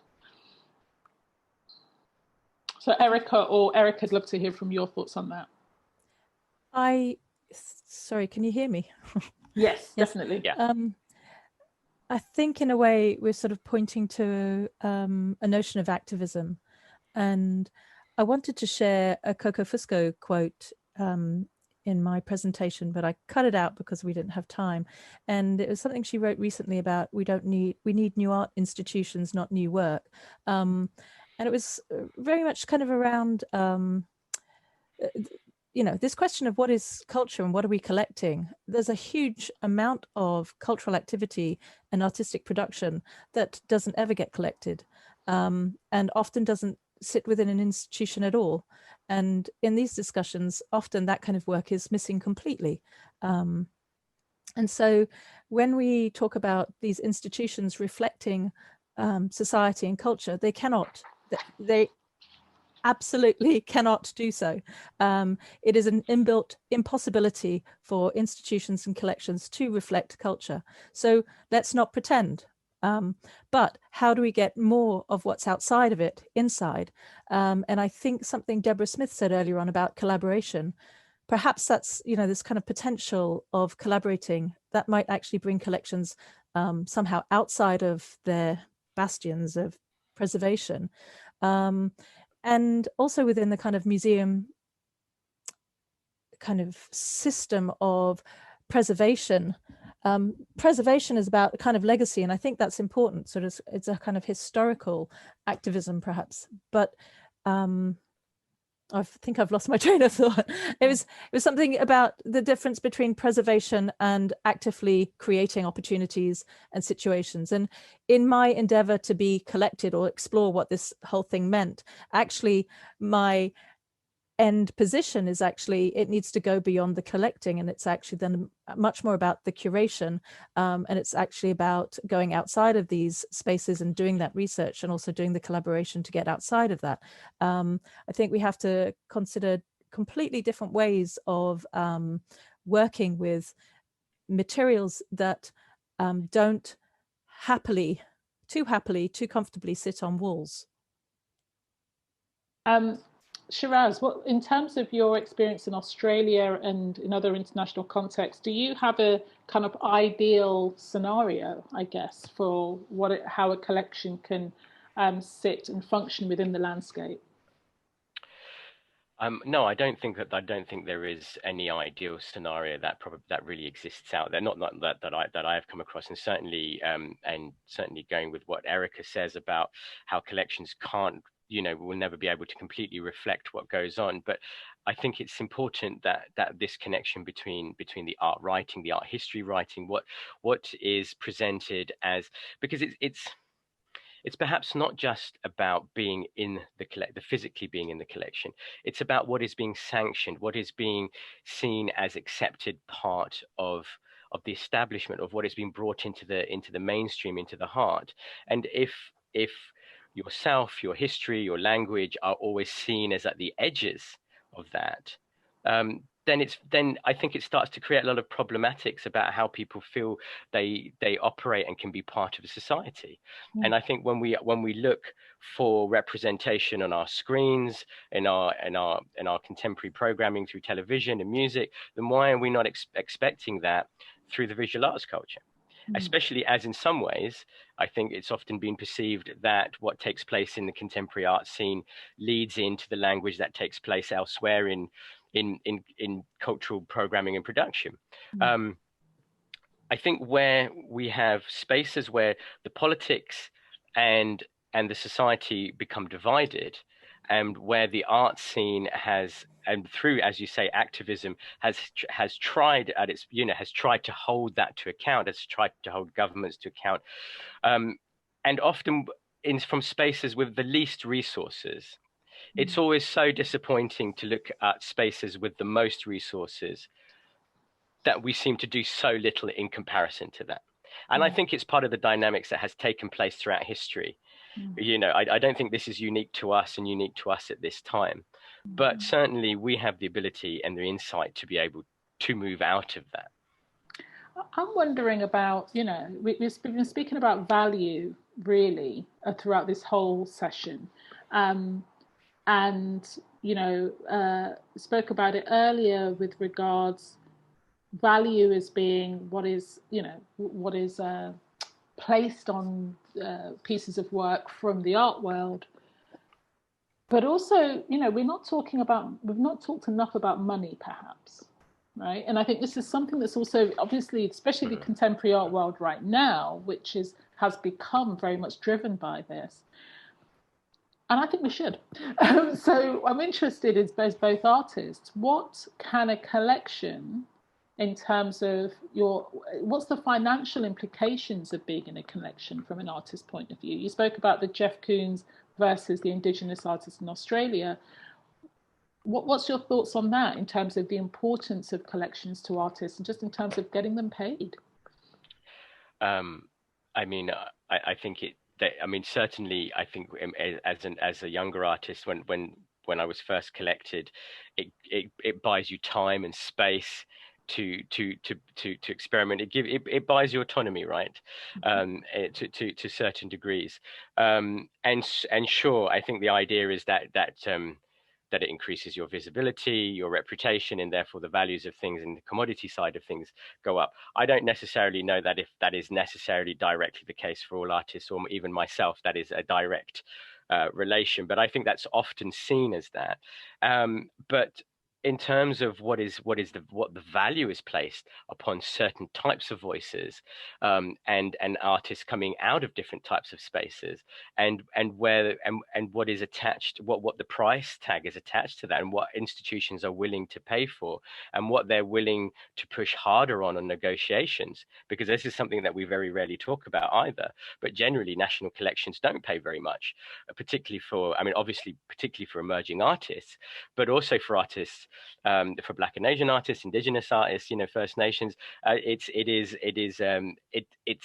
an ongoing major problem.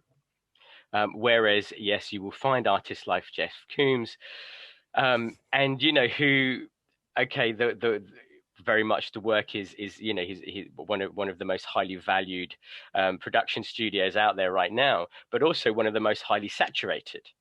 And also, as you see with Damien Hirst and other artists that have gone down the, you know, have gone down this sort of career route, you know, the money value doesn't necessarily equate to the importance or cultural importance of works further down the road. So where are we? So where is this? Where does this sit at this point in terms of, you know, the collecting and the value of it? Erica, for yourself, you're saying you're now on the cusp of potentially having 3 collections, acquiring your work on the cusp. What impact might that have on? I don't really know. I think it's. I feel, despite, I think what it's made me realize is that I operate in a very different temporal space, and the acquisitions were really refreshing because suddenly there was money that came in that I couldn't have made in any other way so quickly. So that was shocking. But the tax person, you know, the tax man took most of it. So, but I still believe in taxes. So I'm not trying. I suppose I'm not trying to dodge the question. I think that I think for a lot of artists that I know, we're not at those tables. We don't understand. I know lots of artists who want to sell work who have been suddenly asked what the value of a piece of work is, and they have no idea how to do this. And so we're running around between ourselves saying, well, did you sell something? What did you sell it for? Who did you sell it with? What percentage did you give? And it's very much word of mouth. And the curators I would consult would come back with different values for my work, vastly different values for my work. After showing work in Venice, I was told my work would maybe double in value, but it would only double in if anyone wants to buy it. And, you know, and I, you know, so I think it's a difficult question. I think for me, I would rather shift the question to a different kind of value. And one of the things I was thinking very much about was the idea of temporary interventions into collections and spaces and permanent interventions or permanent acquisitions. And I was thinking about the whole host of work that has been done over the last decade, 2 decades around artists of color going into spaces, being invited in to do work, but that work never being collected. Those exhibitions being temporary. And if you look on their websites to those institutions now, there's no record of them. And so this kind of humongous amount of work and engagement is lost.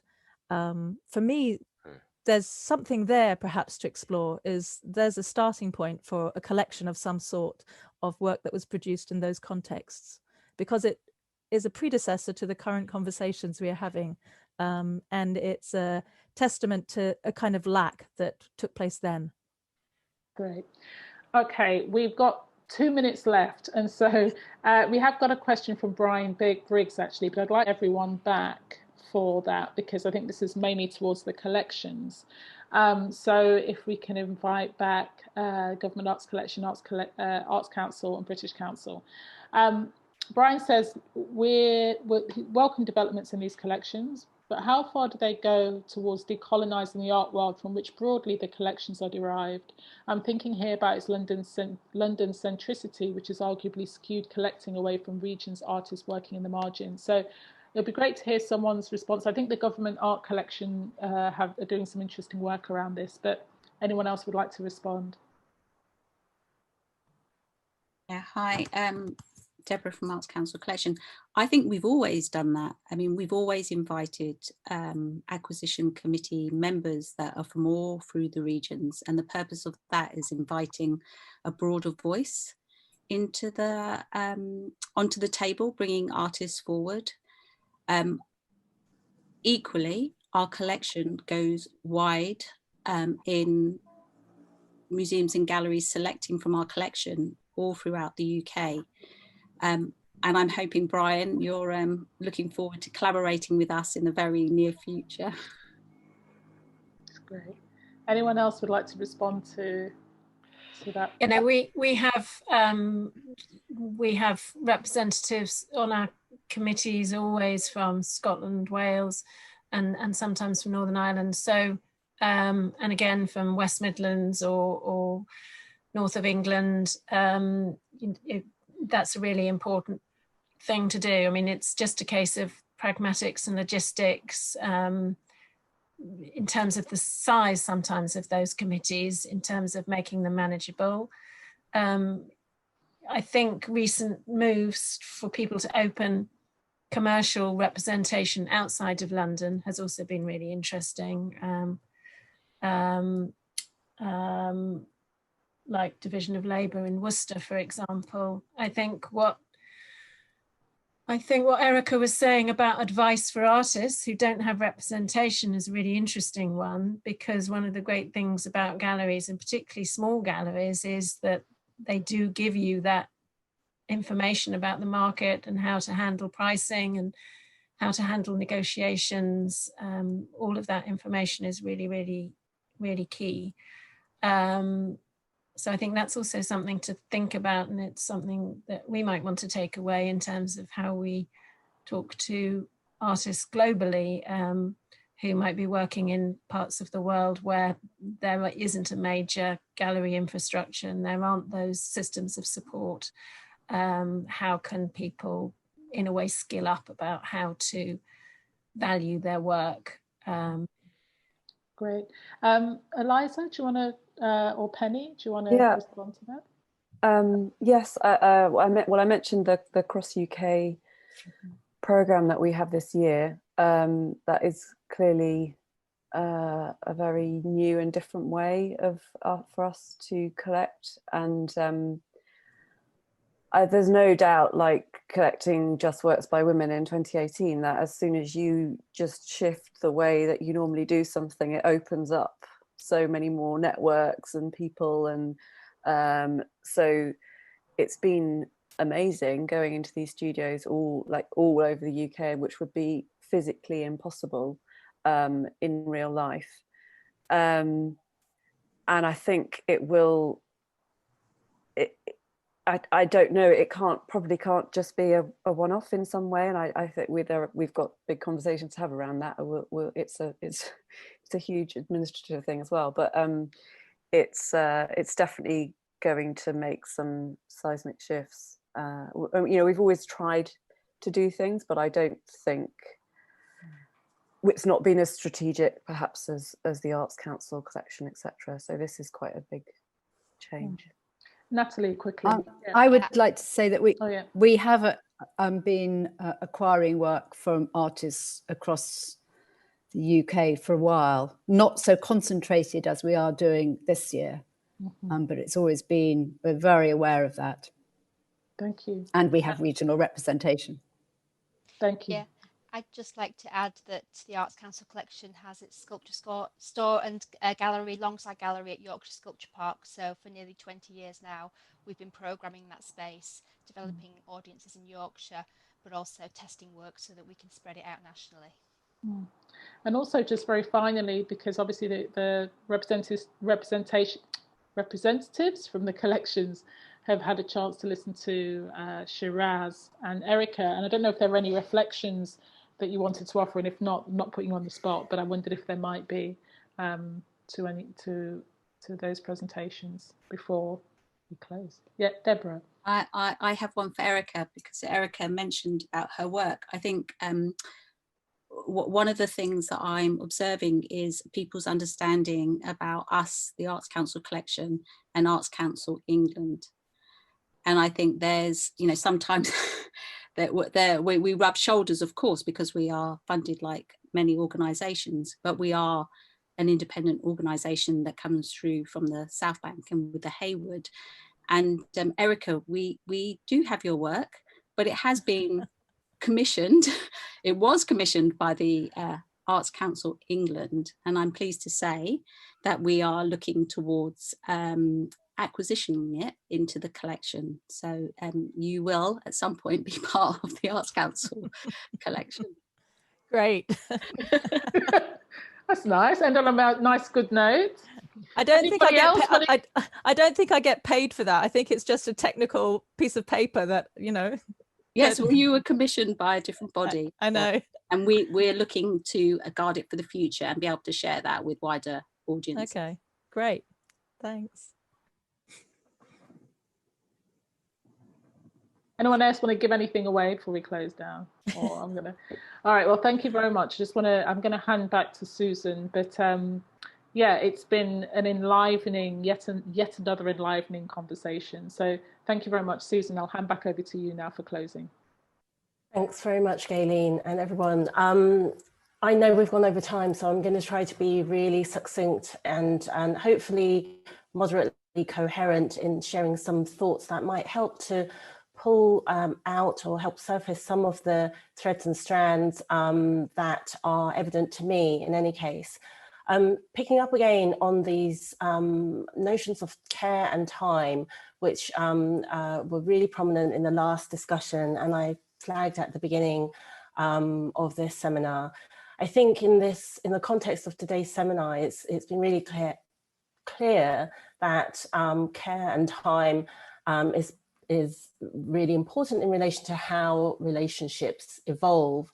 And I'm not thinking about old boy network relationships, but the networks or threads often between women and women of colour through, as Erica so evocatively suggested, holes or gaps in fences. And I think about the question of what I or you, we, any of us have done over time to try to enlarge those holes or gaps, or indeed dismantle those fences. I also wanted to express appreciation for Gaylene's use of the phrase women who are not of colour. I really appreciated this differencing of white women as not of colour as opposed to the usual differencing or othering of others as non-white, which does not, of course, address the subtle and complex passings in between when the contrasts of black and white are not so sharp. And I'm referring here both to the title of Erica's early work, Passing, and the Zora Neale Hurston quote that we heard from Beth earlier.